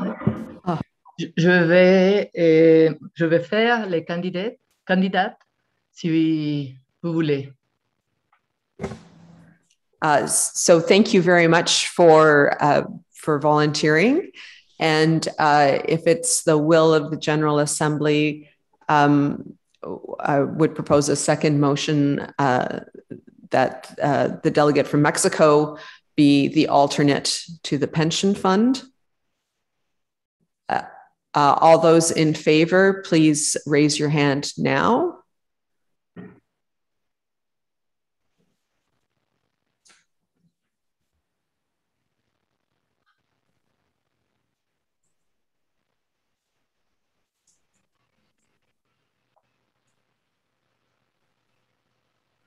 Okay, excellent. We've reached a majority. So those hands can come down. Is there hands coming down? Is there anyone opposed? Please raise your hand now. No, I see none. And are there any abstentions? Yes, one abstention. I declare that second motion passed, and I thank both the volunteers for taking on this role for ICCROM. So this brings us to the end of our proceedings for today. We'll meet again tomorrow at the same time, which is to say at 12 o'clock in Rome. I thank all of you for participating today, and I appreciate that for many of you, this was not a start time that is as agreeable as noon. To conclude our day, though, it's my pleasure to inform you that we will be showing a video of the ceremony that took place last night in honor of the winner of this year's ICCROM Award, Dr. Gamini Wijesuria. He was a member of the ICCROM Council and a vice president of the General Assembly. He is best known for his work in Sri Lanka and New Zealand and has made great contributions to the concept of people-centered approaches to conservation. So we'd like to share the video with you. Normally the award ceremony would take place at the General Assembly. You're not, the formal proceedings here will close before we show the video. So you're welcome to stay in and view it. And the video will also be available on ICCROM's YouTube channel following the conclusion of the General Assembly. Donc, merci encore à tout le monde pour votre présence aujourd'hui et à demain.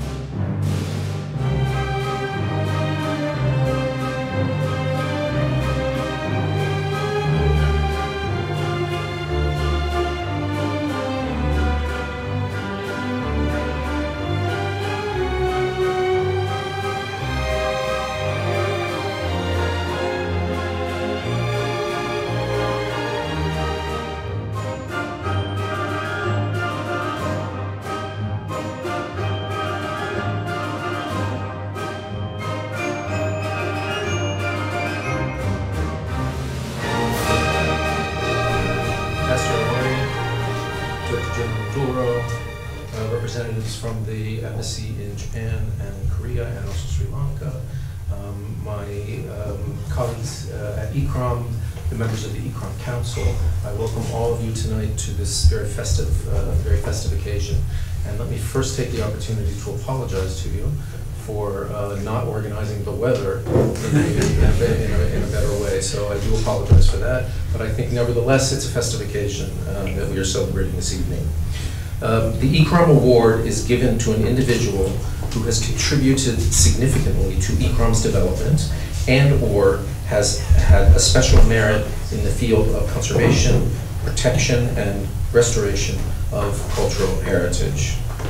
Nominations for this award may come from current members of the ICCROM Council, it may come from current staff of ICCROM, or in a recent development, it may also be nominations may be made by the general public.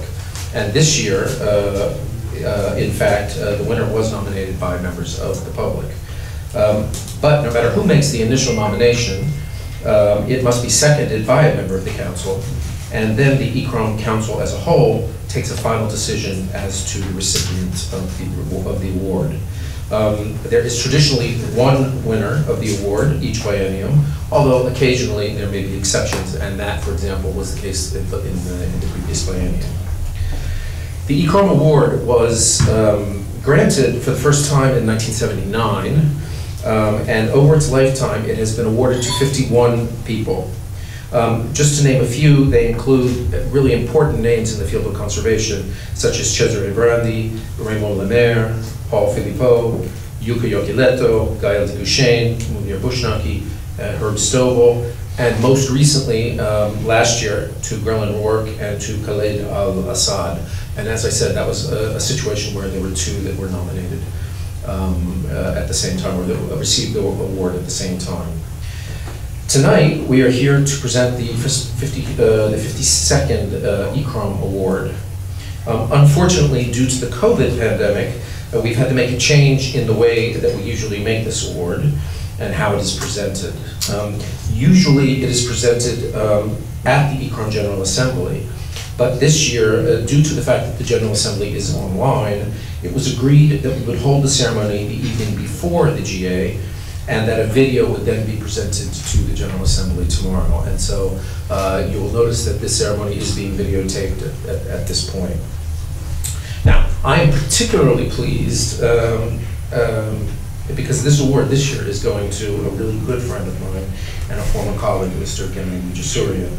His nomination was submitted by Maya Ishizawa from Japan and Kyung-hee Lim from Korea. And it is for this reason that we have invited His Excellency, the Honorable Ambassador of Japan, Mr. Hiroshi Oe, and Ms. Soyeon Park, the counselor from the Embassy of the Republic of Korea, to represent the two nominators who came, as I said, from the general public.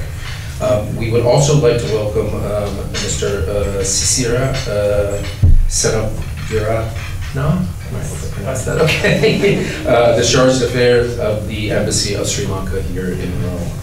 So at this point in time, what I would like to do is give the floor to the President of the ICCROM Council, who is Mr. Oliver Martin, and he will read the laudatio for Mr. Ujisuria. So I give the floor to Mr. Martin. Thank you. This desk is made not for long and thin people like me. Well, dear Gamini, Excellence, dear representatives from the Embassy, dear colleagues and friends. It's with great pleasure that on behalf of ICCROM, we have the honor of introducing the winner of the 2021 ICCROM Award, Gamini Surya. And he is, as we all know now, a Sri Lankan national. He's a former ICCROM staff member, a former ICCROM council member, and current special advisor to the ICCROM Director General. This ICCROM award, as Joe just said, is a recognition of the big contribution that Gamini has made to ICCROM and the conservation of cultural heritage in Sri Lanka and internationally. An architect and an archaeologist, Gamini has dedicated his entire career to the conservation of monuments and sites around the world. His diverse experience includes roles as Director of Conservation for the government of Sri Lanka, Principal Regional Scientist of the Department of Conservation in New Zealand, and Project Manager of ICCROM. ICCROM, as a capacity building organization, has immensely benefited from his work as he dedicated his attention, energy, and his best to the training and capacity building of heritage practitioners globally. For over 20 years of his long career, he has mentored generations of heritage leaders, benefiting nearly 1,000 heritage practitioners from over 100 countries worldwide. Gamini has left a mark in many people's lives as the key person who has influenced the way we think and practice heritage. But it wasn't only in capacity building that Gamini has contributed to. ICCROM is an international organization, and to be truly relevant and grounded, we must base our work on acting locally and keeping aligned to the realities and practices of all the different regions. Gamini has been the gateway of ensuring that diverse heritage conservation approaches, perspectives, practices and applications from Asia and beyond could be collected, studied, promoted worldwide. His involvement with ICCROM started as a government delegate to the General Assembly in 1984, where he was also elected as a vice president. He later participated in the course on wood conservation technology held in 1988 in Norway, and he has been then a member of the ICCROM Council 91 and 92, and worked for ICCROM as a consultant from 91 to 94, prior to becoming an ICCROM staff member in 2004 until his retirement in 2017. And during his time at ICCROM, he played a leading role in developing ICCROM's innovative research and training programs of living heritage, people-centered approaches to conservation of nature and culture, and nature-cultural linkages, bringing the role of local communities in conserving heritage to the forefront. Furthermore, he coordinated and directed the flagship ICCROM course on conservation of built heritage, expanding its scope from buildings to cities and landscape. His emphasis on people-centered approaches, which was a very early trend put in place by Gamini at that time, to the conservation of both nature and culture, has gained standing worldwide. His significant work on the living cultural heritage of Asia has influenced international heritage practice. His continuous dedication to capacity building within the work of ICCROM has been the basis of nurturing many new heritage professionals from all over the world. Gamini has also played a great role in expanding the scope of practitioners to be engaged in the work of heritage conservation, constantly practicing the people-centered approach to heritage conservation. His work on linking nature, culture, people has been very important in crystallizing the relationship between heritage conservation and the sustainable development agenda. His contribution to ICCROM is far and wide, pinning down the capacity building function of ICCROM in serving its member states.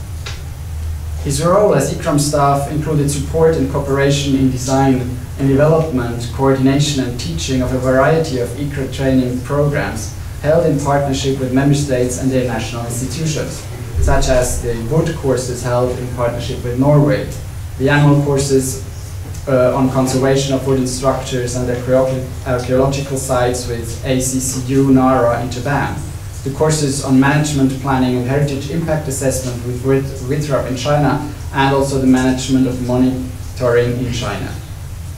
Gamini acted as the deputy coordinator of World Heritage activities, performing ICCROM's advisory role to the convention, and played a key role in developing and implementing the World Heritage capacity building strategy, supporting a breakthrough in addressing all audiences, and that is policy and decision makers, practitioners, communities and networks, connecting natural and cultural heritage practitioners, which has developed into a flagship program of ICCROM and IUCN named today World Heritage Leadership Program. Gamini organized and implemented also a variety of capacity building courses related to the World Heritage at a global scale and strengthened ICCROM partnerships, especially in Asian countries, with organizations like ACCU NARA, at the University of Tsukuba and WITRAP. He also led the forum co-organized by ICCROM and Korea. These thematic meetings contributed to the understanding and debates of Asian cultural heritage and led to ICCROM publications which enabled knowledge sharing globally. Gamini has represented ICCROM in international events and conferences and was ICCROM delegate to the World Heritage Committee sessions annually from 2004 to 2017. And I was wondering if he was every time there or did he skip one single meeting once in between. In his role, he undertook a number of reactive monitoring and advisory training missions supporting more than 50 ICCROM member states in their strategies for monitoring World Heritage properties and advancing capacity building at national and regional levels. He was a lead author for the ICCROM-sponsored resource manual on managing World Heritage and contributed to resource manuals on World Heritage nomination, managing natural heritage and disaster risk management published by UNESCO. These are all the great and well-known titles for those amongst us who are dealing with World Heritage today. He provided tools developed in the context of ICCROM's work to heritage practitioners all around the world. And Gamini graduated with a bachelor and a master's degree in architecture from the University of Moratuwa. And while maintaining his professional practice, he specialized in historical preservation at Carnegie Mellon University and archaeology heritage management at New York University before obtaining a PhD from the University of Leiden in 1998. He held the role of head of conservation of the Department of Archaeology in Sri Lanka for 18 years, during which time he was responsible for leading the National Heritage Conservation Program. Reading this career of Gamini makes clear to us all the truly global impact Gamini already not only has afterwards during his work, but already during its career and its education. Through his role, he contributed significantly to the conservation of monuments spanning multiple periods, materials within archaeological and urban settings, including also 6 World Heritage Sites. Gamini was involved in the implementation of the World Heritage Convention for 40 years, and in very diverse perspectives and roles.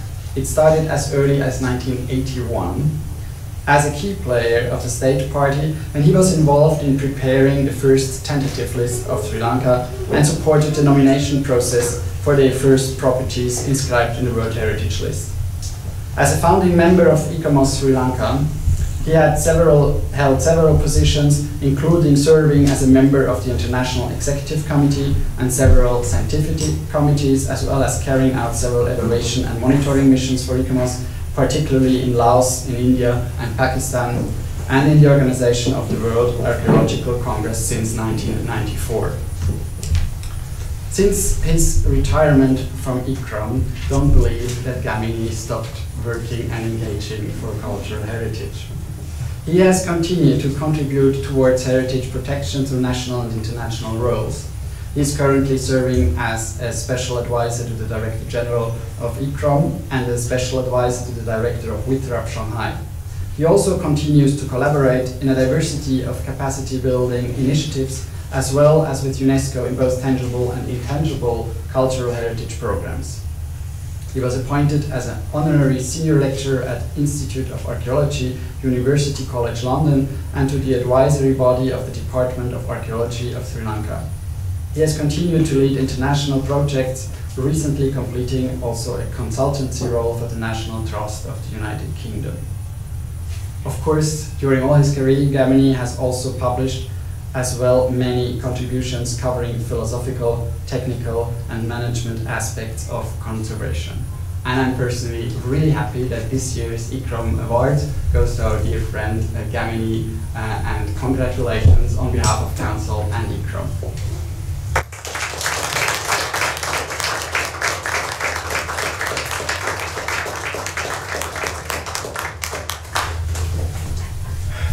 Thank you, Oliver. It actually takes my breath away, all of that. It's when you put it all together into one.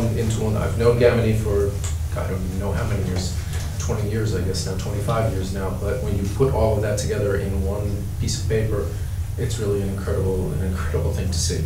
So, thank you, Oliver, for reading that. And at this point, I would like to first call on the president of the 32nd session of the General Assembly of ICCROM, Patricia Kell, also a council member, to present the award to Gamini. So I'll ask her to come first. And then I will ask Gamini Wijesurya to please come forward and receive your award.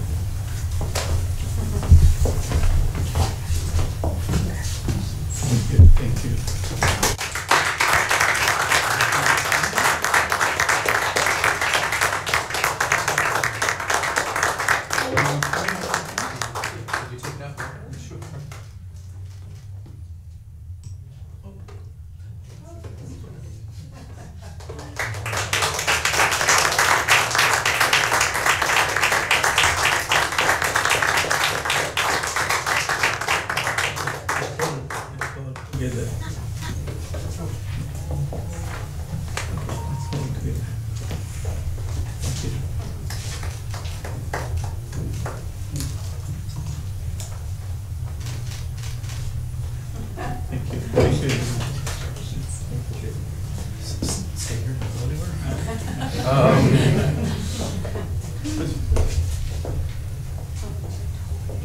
So I would like to, before I give the floor to Gamini to speak, I would like to just point out that the statue itself is a design of a very famous sculptor, Peter Rockwell, who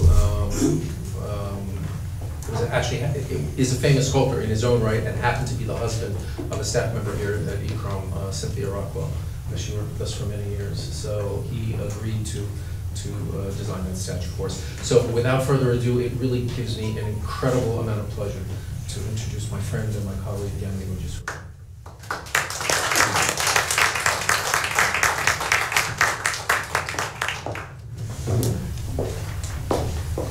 Thank you, Joe. Good evening. Madam Patricia Kell, Chair of the 32nd ICCROM General Assembly. Mr. Oliver Martin, thank you for that wonderful statement.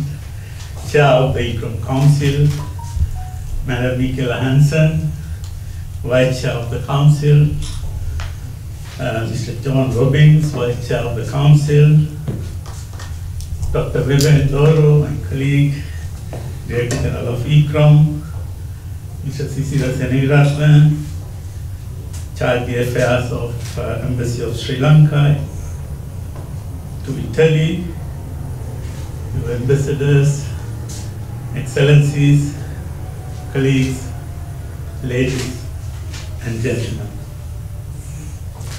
It is with great pleasure and pride that I accept the ICCROM Award at the 32nd General Assembly of ICCROM in Rome.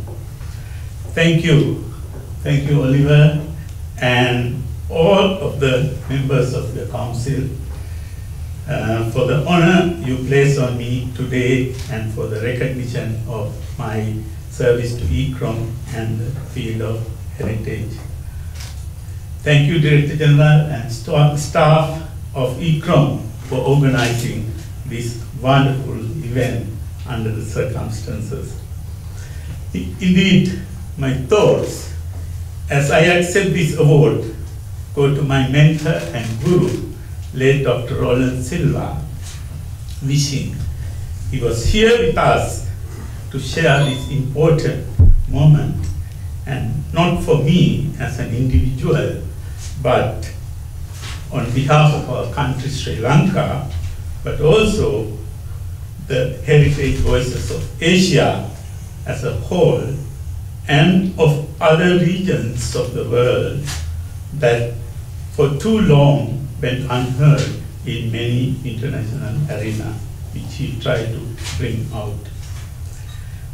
Immediately after graduating in architecture, I ventured, as you heard, towards the field of heritage conservation, and there onwards have devoted myself wholly to the cause. The first 2 decades of my professional life was shaped and consolidated in Sri Lanka when she was a key player in the world of conservation. It was with this background and foundation I started my career at ICCROM, where I had the opportunity to practice, research and develop all aspects of conservation with many great minds.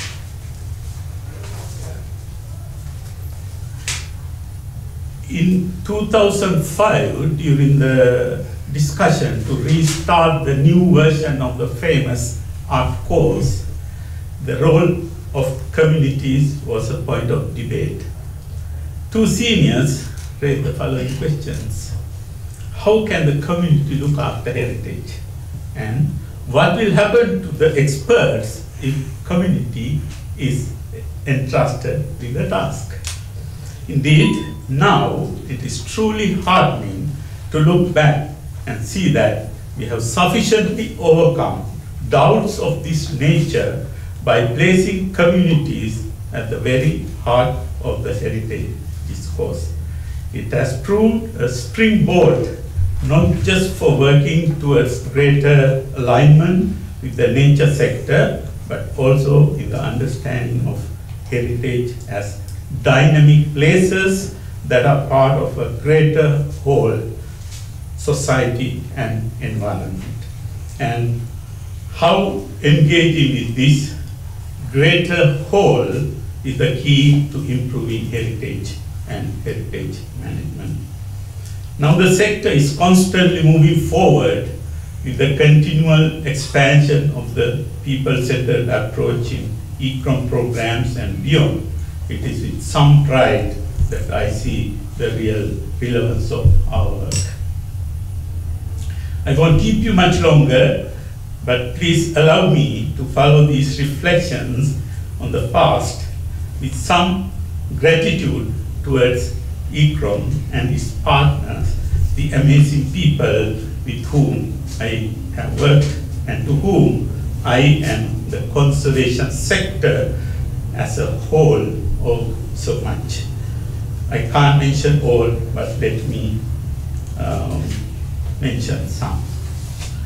Dr. Nicholas Stanley Price deserves the most gratitude for opening the door to ICCROM and integrating the first Asian to the truly international team of ICCROM's then sites unit, covering 4 regions of the world: Joseph King from USA, Webe Ndoro from Zimbabwe, Valerie Maga from Mexico.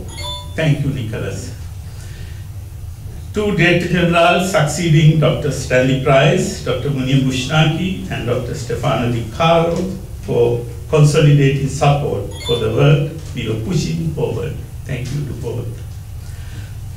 My very special gratitude to Joseph King, Jour, with whom, as you heard, I spent all my time at ICCROM for his support. Our shared vision, shared passion for world heritage and collective achievements. Martin, for your information. Oliver, for your information. Sorry. There was one committee meeting where we sat 84 hours in the meeting in 7 days. That's the life we had. Thank you, Joe. Yeah. My former colleagues, Doro and Valerie, for making up a special team that transformed many things at ICCROM during our time and afterwards. Thank you very much. Catherine Antomaki, you created a turning point by inviting me and my colleague at that time, Doro, to contribute to the history and theory session of your course and supporting our programs. Thank you, Catherine and the team that were in the 3rd floor. Jane Thompson, I must mention, for her long-standing collaboration with us. You deserve a huge credit for our collective achievements. A big thank to you. The Younger Men team, led by Eugene, and collaborators Sarah and Maya, for pushing these approaches forward with such conviction, deserves a special appreciation. Thank you. Elena, who is not here, you are the strength of our work at the 4th floor. With you and Sonia, Elisa, Anna support, the 4th floor achieved a lot.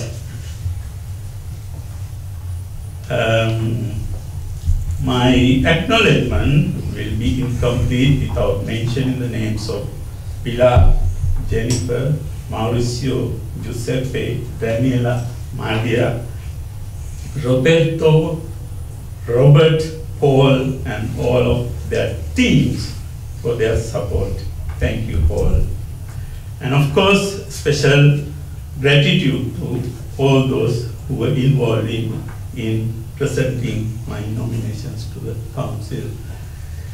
I must also look beyond ICCROM to close my tributes. My colleagues in Sri Lanka in the Department of Archaeology and in the Central Cultural Fund, colleagues at the Department of Conservation of New Zealand, where I was exposed to the nature conservation. And my journey was not possible if not for my wife, Mala, who supported me in every step of my journey. And Hasini and Pasan were here. My two children, always supportive and appreciative of heritage agenda, even, of course, if I was away from them many times. It was a real thing. My bigger family, 4 brothers and 4 sisters, 30 nieces and nephews, 38 nieces and nephews, grandnieces and nephews, from a remote village called Asaduma in Sri Lanka, was always there to support and encourage me. I'm very proud of them. I would like to close with a final thank you, or perhaps more of a dedication. I would like to dedicate this award to the extraordinary human capital that makes up our heritage community. In my time at ICCROM, I had the privilege of working with colleagues, connecting with over 1,000 course participants, with superb interns, with fellows, course assistants, and resource persons, with colleagues all over the world at the World Heritage Center, ICOMOS, IUCN, colleagues at Bunkacho, Agency for Cultural Affairs, SPAPA in Thailand, SCCU Nara in Japan, Tsukuba University, Japan, WITRAP China, SARCH, CASH China, Cultural Heritage Administration, Korea, AWHF, Africa, to name a few. Thank you all. The privilege of ending nearly every working day with new insights, new stimuli. You all played a key part in bringing me here today to receive this award. And I would like to share and dedicate this to all of you and all my colleagues in Sri Lanka. Thank you very much.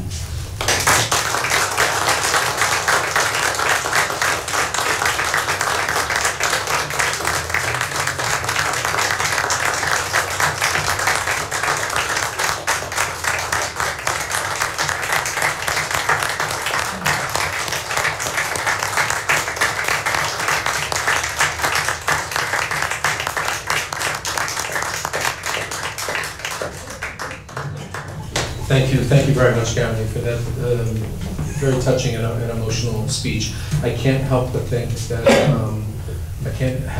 that Roland Silva would be very pleased and very happy that you'd be getting this award today. And I can't tell you how happy I am to be able to present it to you and to be able to say to you that the importance and the role played in your life, I think, is something very important, and I'm glad that you mentioned it, and I'm also glad that you mentioned your lovely wife, because I know she's suffered tremendously with all of your trips around the world and those sorts of things. But we're really, really happy to have been able to give you this award tonight.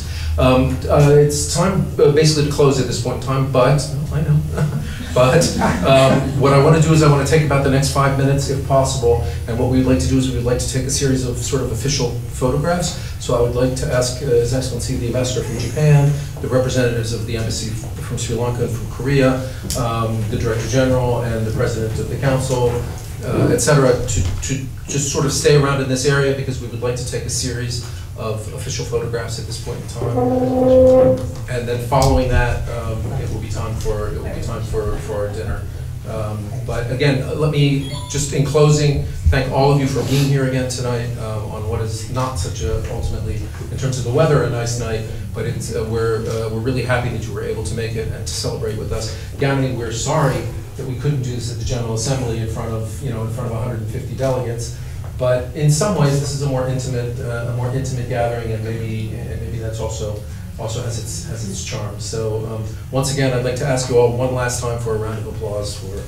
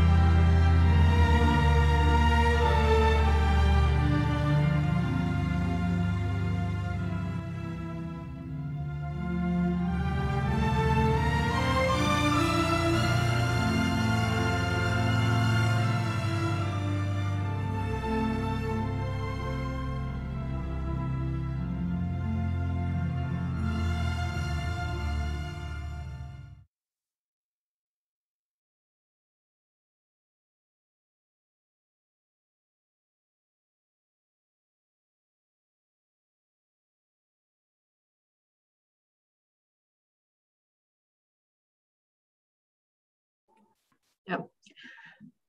Thanks, everybody, and we'll see you tomorrow. Thanks for a great day. Good job. Thank you and goodbye, everyone.